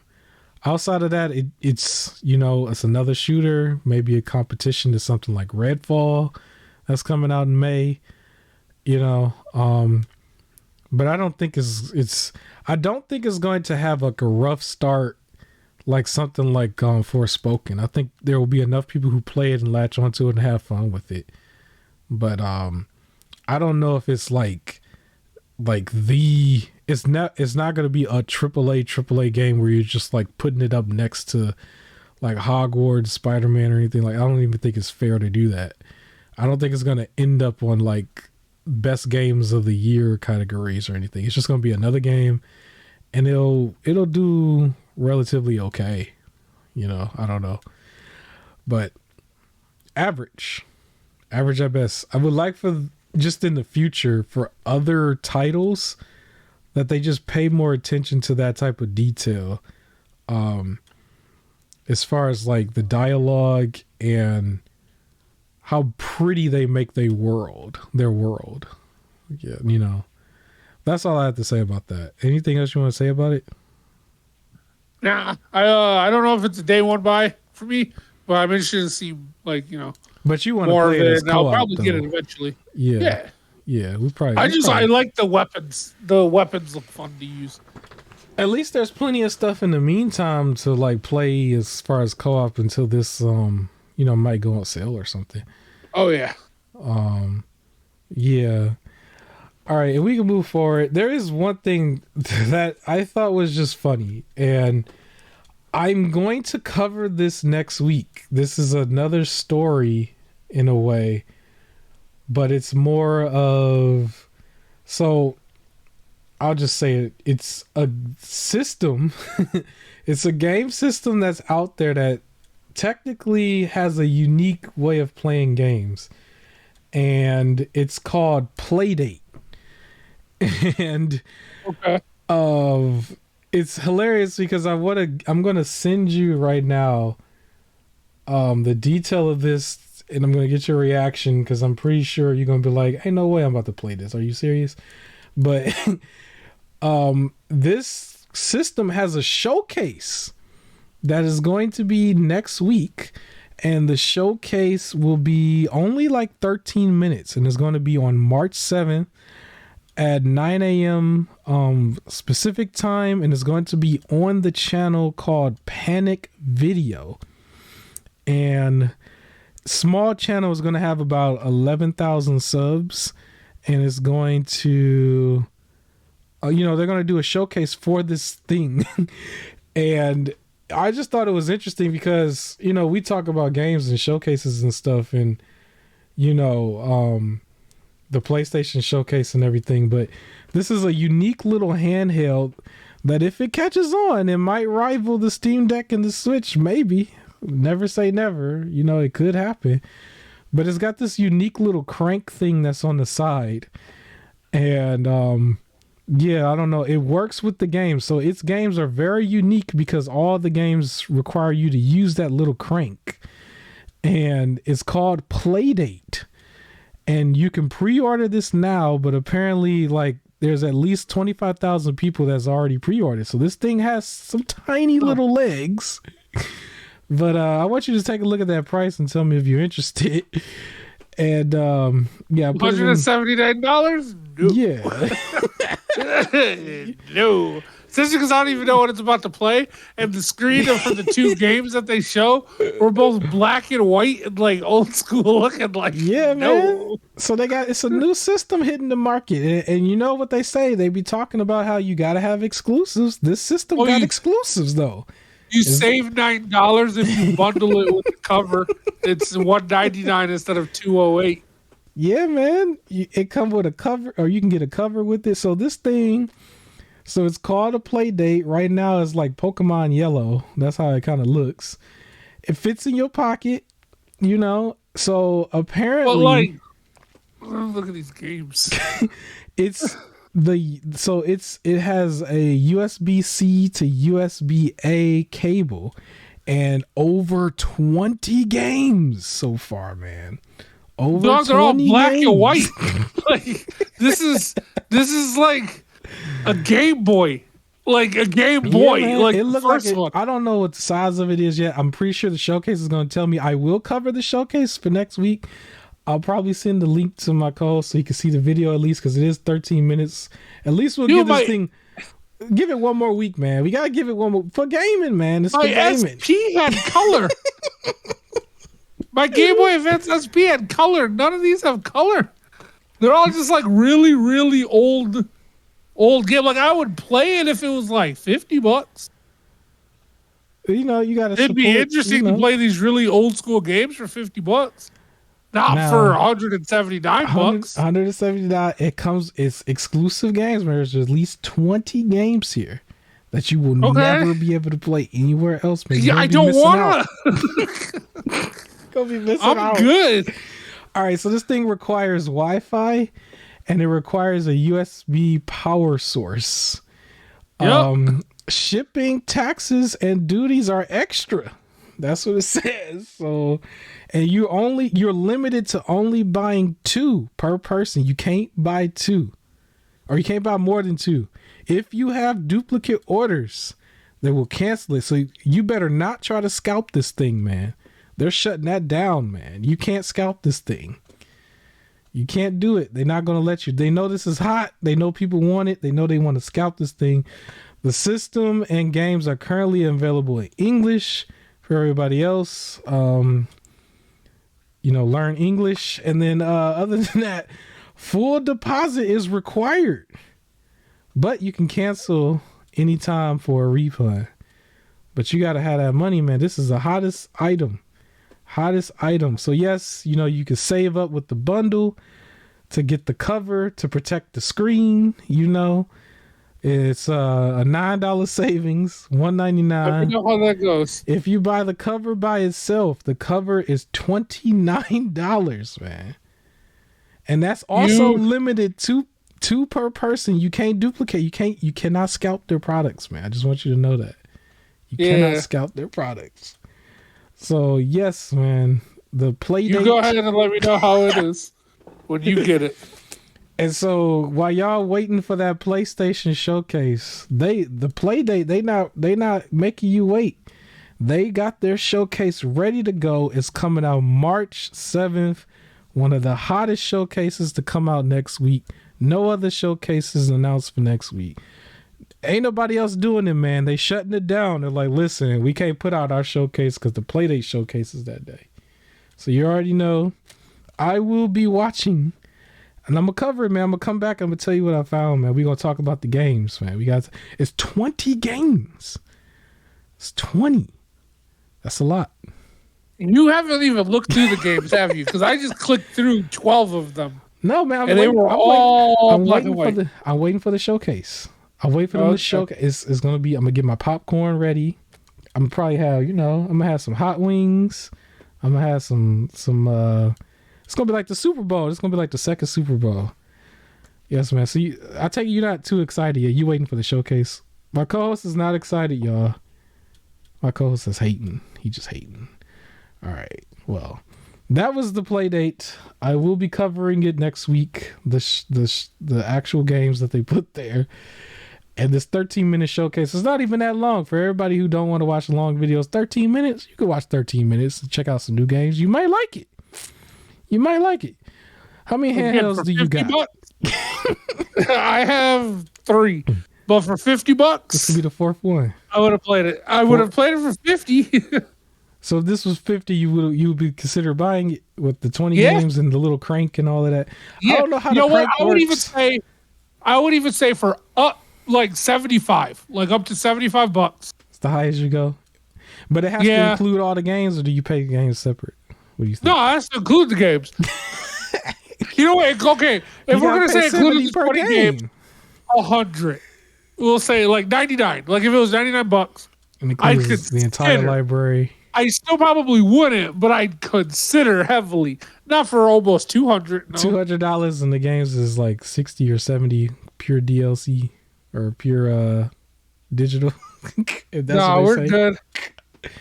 I don't know. Well, hey, they got games and they got a system. This is some. Hey, they got their own stuff. Now they're doing more than what Stadia was doing. And they came out overnight and was like, yo, Google are the one who got the money. Like, how is this little channel and stuff? How they doing this and Google couldn't do it? Anyways, we can move on. We're going to cover it next week. We're going to look at this video, see what they got, see if it's worth it. Make sure you remind me because I'm going to forget. You can't forget, man. This is a hot new product, sir. We gamers, man. We not like some of these people out here who only on the bandwagon, man. You got to play all the stuff, man. We was talking about the PS3 earlier. I was talking about sales on the 360. And now we got the Buy me one, I'll play it. Buy me one and I'll play it. Maybe somebody could donate to the channel and we can You can play, because I also saw it was interesting too. They were showing, because I was looking it up. They also have a streamer mode. There'll be a way where you can play this thing and still stream to your people.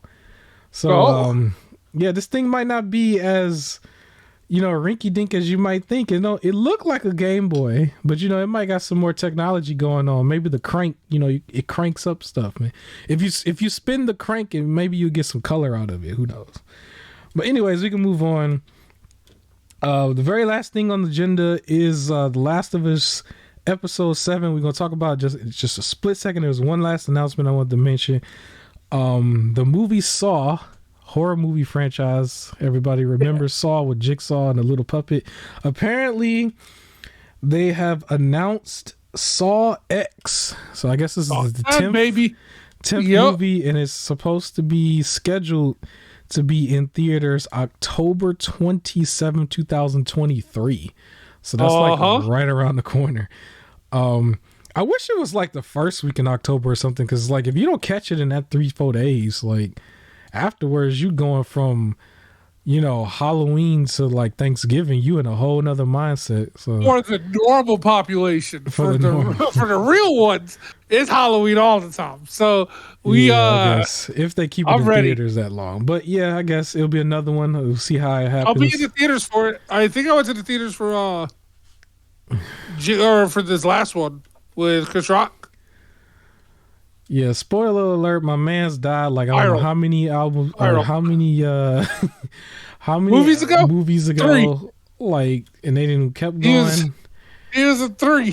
I'm pretty sure he was one done of these 3. times they just gonna pull him out as the Crypt Keeper. They got to at this point. Just have him somehow come back and he the Crypt Keeper. Just go full circle, and then they could just like, if they buy the franchise or something, like he was the Crypt Keeper this whole time, and just like, oh man. I'm excited for it. I love Saw. So yeah, it should be good. And Scream 8's coming, or not 8, 6. Scream 6 is coming out. The girl, like a month or this month. Yeah, the black young lady who played the bad guy in Miles Morales game is in that franchise. She was in there. Okay. She's gonna be in the next one. I haven't seen the films yet, but I remember seeing her in the advertisement and in the trailers and stuff. Dude, this month was stacked with movies. Like I said, I went to go see Ant-Man and the Wasp, Quantumania, the Cocaine Bear still in theaters. Then you got Scream 6 coming out, Shazam coming out, the Dungeons and Dragons movie coming out at the end of the month. Creed 3, for those that are interested in boxing, just came out. Like March was heavy for like the movies. Did you see their they did a movie that was supposed to be like a sci-fi movie, like competitor-ish to the Cocaine Bear, and it was called Meth Gator. Did you see that? I thought that was a joke. That's real. I thought people were making a joke. Like, no, I think it's a sci-fi thing. It's like really low budget, like just like any of them other like shark films. And stuff. It's called Meth Gator. I think that is legit. No, I thought people were like making a Florida joke or something. Like, man, if they doing Exorcist sharks, then they'll whip this one up. You right. You right. They ain't even got to do this. Especially the 2B crowd, man. They whip a whole bunch of them up. Yeah. But yeah. Speaking of, a show that they whipped up real quick, to end the show, hit the like button if you made it this far. Last of Us episode 7. By the time this goes out, y'all be gearing up for the episode 8. Yep. But penultimate episode. This one actually was a lot more accurate to what you saw in the game. Okay. But they still took out a lot, like, of that whole section of what you're doing. So, like, they combined Ellie's section with the DLC for this episode. So there was a DLC where you would actually meet her friend named Riley, where they were best friends as kids, and then I guess it was starting to blossom at the end. I feel like it was more spot on, but they took out a lot of video game stuff that you did. Like, there were moments where y'all had like a water gun fight, and it was like whoever squirted each other with the water gun was like Like you had to do it like 3 or 4 times, and then boom, Are you you won. pausing? I don't know. I don't know why I paused. Shout out to episode 3. Anyways, you also had a moment where they had bricks that they would just throw at like 2 cars, and whoever busted out all the windows first won. And they did it from like the second story of the mall, and it was like at the bottom. You know how like in malls where they have it where you go like write a piece of paper and put it inside of the window, and it's like if they say your name, that means you got it or whatever, or however they do it. You know what I'm talking about. Like, or at least when they show model cars in the mall, it was like one of those kind of cars, and it was just there, kind of rusted out a little bit because it was old. And that was in the game, and not now here. I know what you're talking about. Yeah. I was very confused for a second. No, I got you. You know, I'm there now. them in I'm there here. where, like you write down your information and put it inside of the thing, and it's like they claim. If I had you saying you write down your information and just put it into a car outside, and if they say your name, no. you would have like, why are you throwing your information in the car? No, you put it inside, like the car that be in the mall, and then it's like they say you draw it, and then all of a sudden, you know, you win it. I never knew anybody to ever win it. It's usually how they generate leads for anybody that's into sales, but yeah. So, for me, it's a double-edged sword here because I didn't like that they took out as much of the gameplay elements where you still fought zombies and then people. But at the same time, I can imagine how hard it would have been to make that believable, because it would have just been a kid basically killing grown men and then like picking off like 4 or 5 zombies. Like in this case, you know, they put it down to just one stalker basically at the very end that was just like asleep in there, and then it woke up, and they were fully aware that it was there. I thought it was going to like pop out at them, catch them off guard. They was like, get ready to run. I was like, what? I thought they was just going to come out of nowhere and just bite one of them, and you didn't get to see they heard the noise. Yeah, they heard the noise. I was expecting to see them do the bite. I was a little disappointed that they didn't actually show the bite.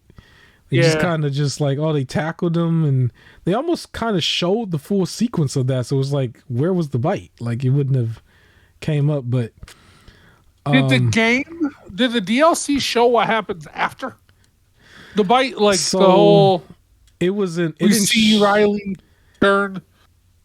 It wasn't shown exactly. It was implied, and they talked about it. So basically, they were supposed to just wait it out, and then Ellie never turned, but Riley did. But they never, like, they didn't show like Ellie killing Riley or whatever, nothing like that.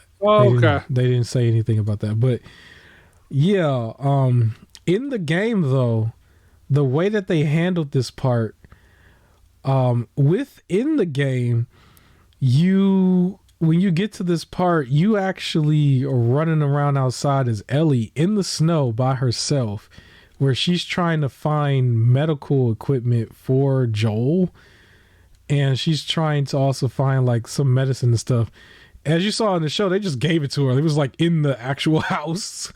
And she just went upstairs. It was just there. The whole kit that she needed. She actually went searching for it and was running into people that she had to kill. You know, as a kid, basically, you took one of his guns, and you know, you was fending for yourself for a while, basically. I would have preferred that, honestly, to see it on screen. Like, I would have liked to see, like, they don't have to be a lot of people, and she could really have to like use stealth, like do stuff.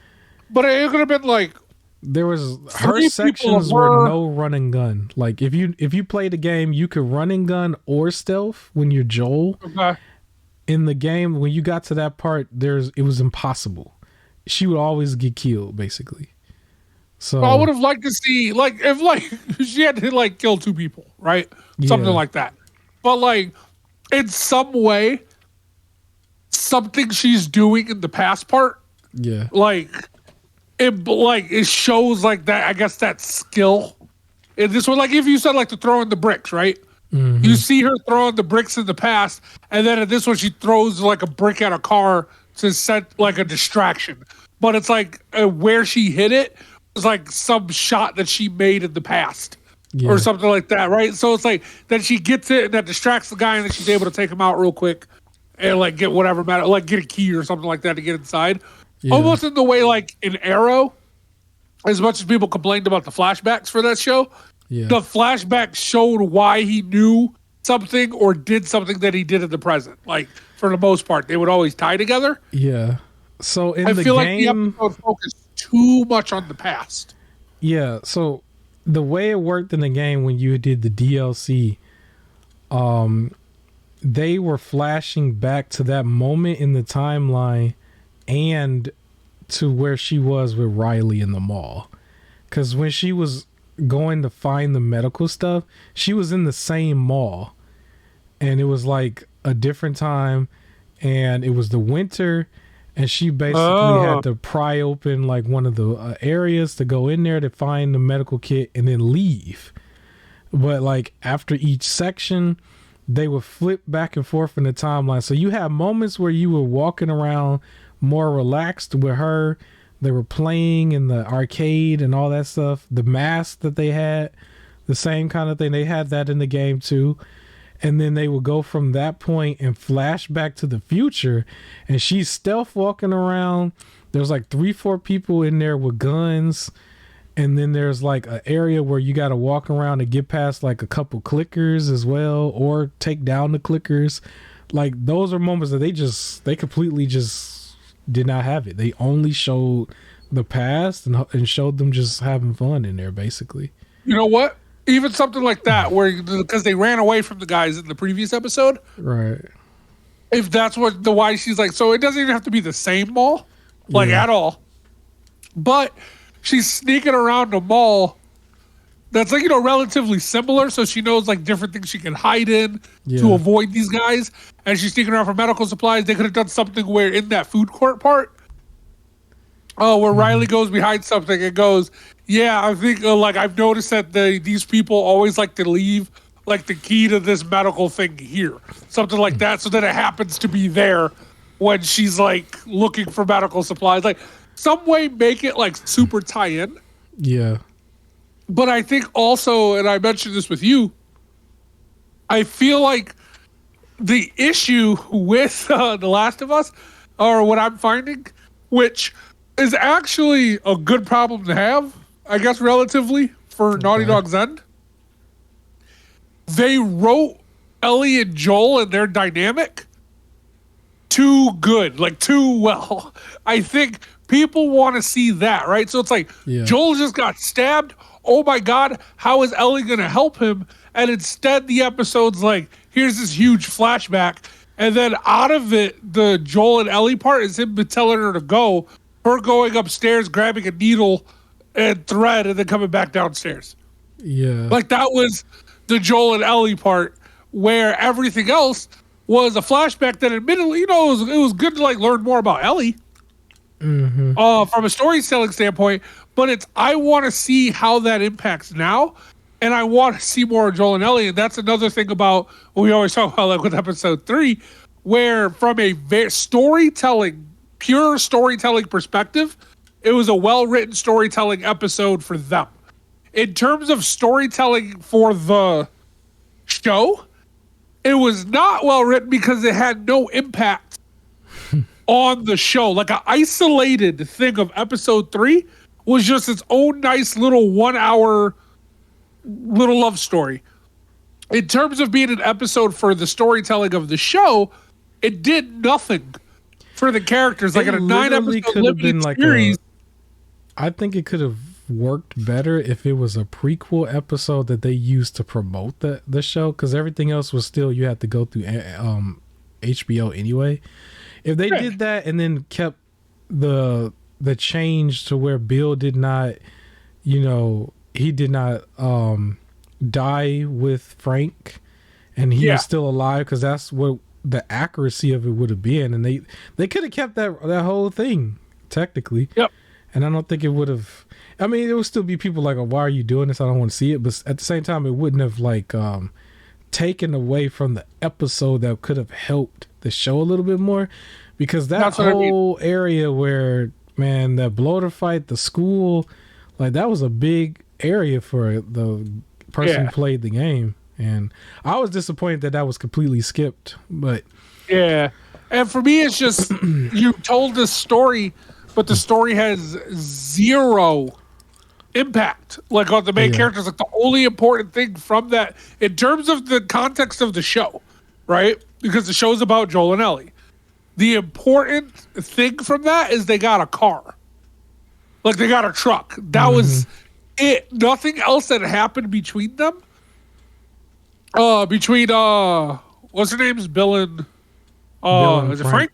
Bill and Frank. Yeah. Nothing else that happened between Bill and Frank, as lovely as it is, has anything to do with like any like right of the plot. So it's unfortunate, but I think their issue is because I saw a report that just said because of episodes like that or them focusing on Riley, that the show can live on like focusing on side story characters, even though everybody hated apparently the villain lady for that one town. Yeah, it was kind of funny. I liked her backstory because it directly impacted the main character. It shows why she's just so sinister towards the main characters and everything because it directly related to the main characters. So, but everybody else didn't like it. They didn't like any of the focus being on her. They found her boring. And I think that's so when they say it can like live on tying into other people's backgrounds, it can't. And it's because people really, to be honest, like those who are really into the show, only really care about Joel and Ellie. And it's because they've written these two masterclass characters with a masterclass dynamic that's what people want to see. They want to see the interactions between Joel and Ellie. So then when you just remove one of them, it's just like, or both of them, and the episode has nothing to do with that, and you're like, I don't want to see that. I want to see Joel and Ellie. My only thing Which, of course, is going to be some problems in the future. Spoiler. But I think that's the thing. They've written two great characters, and when the focus isn't on those characters, it's just not really that great of an episode. I think the Riley and Ellie stuff was fine if they at least still did the flash forward correctly. To me, I wish they had kept that in because they took it out completely. There was a dynamic there where it could have worked because I remember in the DLC for Last of Us 1, they introduced an element where you would be Ellie, where you're kind of outnumbered and you're a little helpless. But what you could have done was lured the zombies, basically the clickers, into an area. I think runners were there too. Like just like the whole clickers and runners, you could have lured them into an area where the people were there with the guns. And then she could have, because in the game you do that. There's a couple places where you actually hide in the mall, like up at a certain area where nobody can get to you, basically.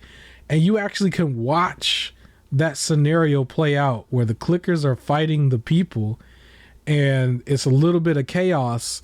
And then eventually either one clicker is left or one human is left. It's usually always the clicker though that wins. It's like one clicker will always still be there, and then you got to fight that last clicker that wins that full brawl.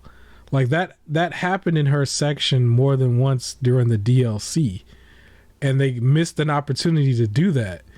They could have done that at least once, and like so, even the distractions she could have set up to get people in one area could have been tied into the machines and stuff that she played.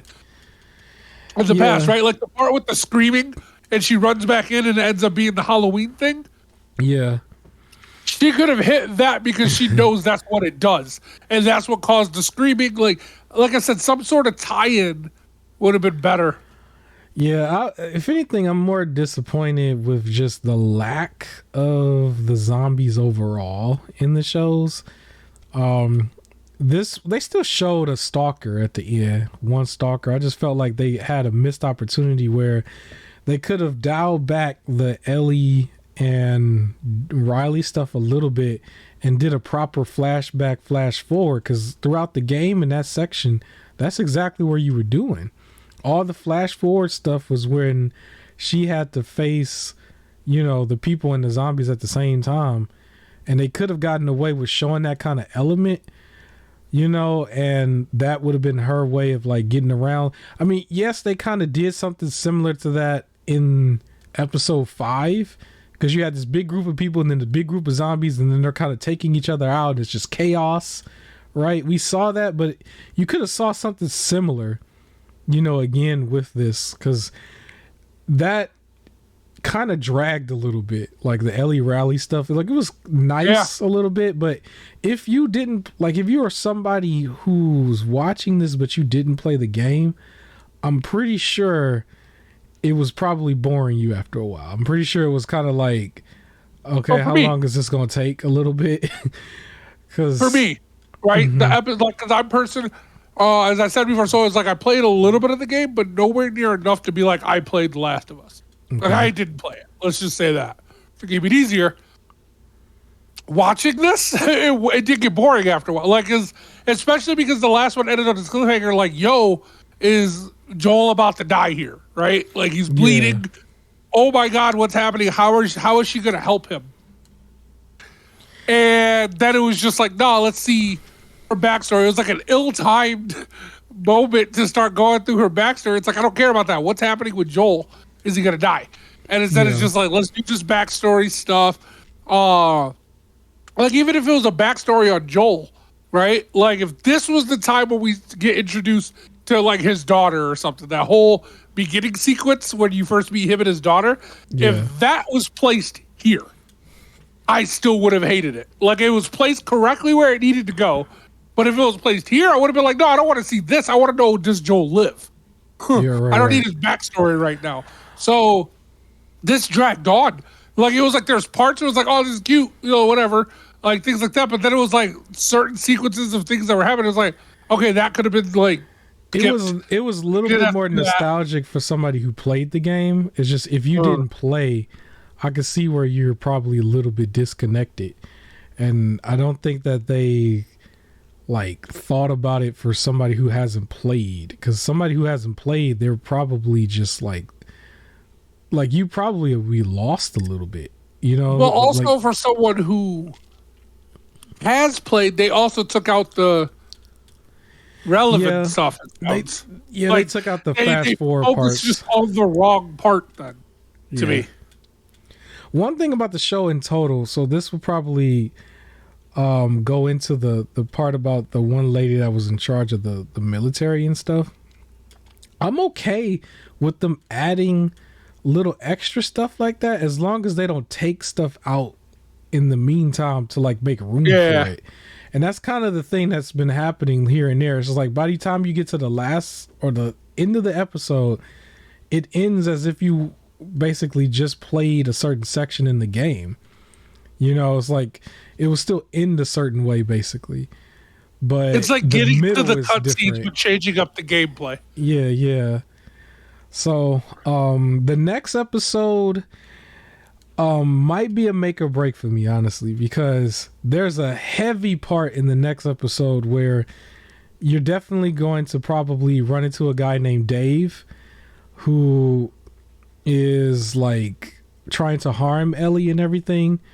And I don't know how dark they'll go with it, but I just know it's another area where you're still going to encounter a lot of zombies, clickers, and a bloater does supposed to show up.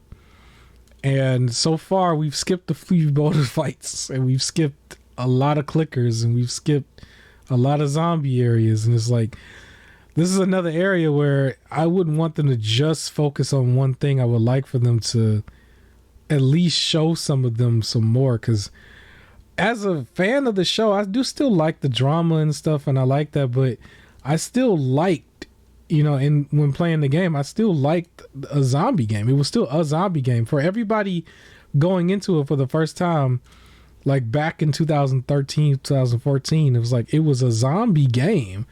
And then you found out about all this other deeper, more meaningful storylines after the fact, but you went into it like, I'm about to play a zombie game real quick, so I'm just like, I don't want them to keep just putting them on the back burner like that. Like, season 2 is going to be 10 times worse, But at least for right now, it's like it's another section that's gonna have like a lot of big zombies. Like there's a moment where you're inside of this like room and the windows are open and you have a shotgun and all type of zombies are coming to you from both angles. It's gonna be like windows to your left and windows in front of you, right?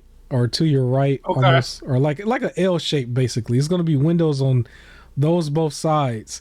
And you're trapped in there with an NPC. It's going to be Dave. He's going to be your bad guy afterwards. But you got to shoot them bad boys. They coming. And there's all types of zombies. It's going to get to the point where they're going to kind of get in the window because you're not quick enough. And you're fighting them off. And then you and him run through a hallway and run to another area where you have a little bit more room to run around. And clickers are coming, regular zombies are coming, and then a bloater shows up. And you got to take them all out until you get to the point where he turns on you and everything. And I feel like they're probably just going to be like, okay, you meet him and then he turns on you, and they completely skip that. And it's like they're skipping the video game action moments. That's the part that I don't like, you know. Because that's what we saw with this when they were in the the mall with the carnival and stuff. That was fine, but there was no flash forward, so we basically got another episode where there was virtually no action. And I would like to see action with it a little bit, you know. So that's my only gripe with it. I think it was still overall a good show. I would say maybe 7 out of 10 for me. I don't know. I would probably give it that. I don't think it was too bad. It was still. I think accurate. I'm there. It was accurate. I think now, for those who listen to that, keep in mind a 7 out of 10 is still like it's above average, right? Like a 5 out of 10 is a very average show. So 7 out of 10 is still good. Yeah, this was the one episode too where they didn't really take too many liberties to go out of the box. It almost seemed like they were simplifying the DLC, and they took out the action gameplay part, basically. That last section when the stalker shows up, it was actually 4 or 5 of them. It was actually like a whole crew of them, basically. And they were just it would make sense without trading. Like if it was 4 of them coming out there without basically like any sort of trading, unless the Fireflies that were really trading Riley, they would have been dead. Like that's what I was saying before. Is like it's the double-edged sword, because I still would have liked to see at least the setup where the zombies and the grown men took each other out, because they could have figured that out and it would have made sense on screen. But outside of that, it was just like it probably wouldn't have made sense if those two were able to take out a whole group of clickers, or Ellie flash forwarding, she's like literally taking out like grown men, because there are moments where you kind of can take them out with like hand-to-hand combat with your knife if you're good at just being good at the game. But it probably would not make sense you playing the game and you just swiping away at grown men and they like twice your size and muscled up, because some of them were black dudes too, like big muscled up black guys. Nobody has taught her what to do, right? Like there wasn't like there was flashbacks to her getting like MMA training. Like if the guy's bigger, you go for the speed, go for the ankle, here, that, and the other, right? It's literally like Joe won't even really let her hold the gun, and when she did, she still missed most of her shot. So like, so it's a double-edged sword, but at least with 2 more episodes going forward, hopefully we get to see a bloater showdown again, because I know at least the last episode, either this episode going forward number 8 or the last episode number 9, I don't think they're going to do it twice. But the bloaters, technically, if they was following the game, the bloater supposed to show up in both episodes if they were going to follow the game.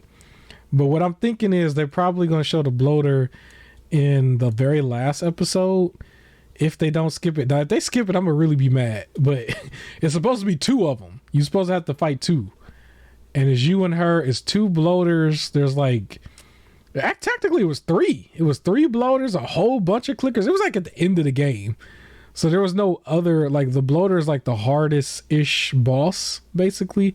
So by the time you get to the end of the game, they just throw a bunch of them at you basically. So it was 3 of them, in this area, a big area where there's also clickers, also runners, and the water, there's like a sewage area basically.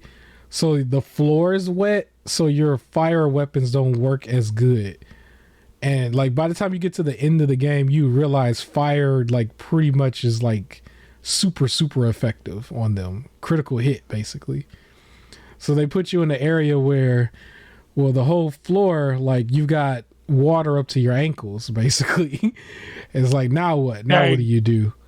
So, and then that's like the end of the game, and I'm just hoping they show something similar, because they've been simplifying out the zombies as much as they could, and I don't want to be like, well, the fifth episode is the episode everybody says the best, and the only reason they say it's the best is because they actually showed action, and the rest of it is like a little bit of shootouts here and there, but not really. It's like, yeah. So we'll see. Anything else you want to say about it?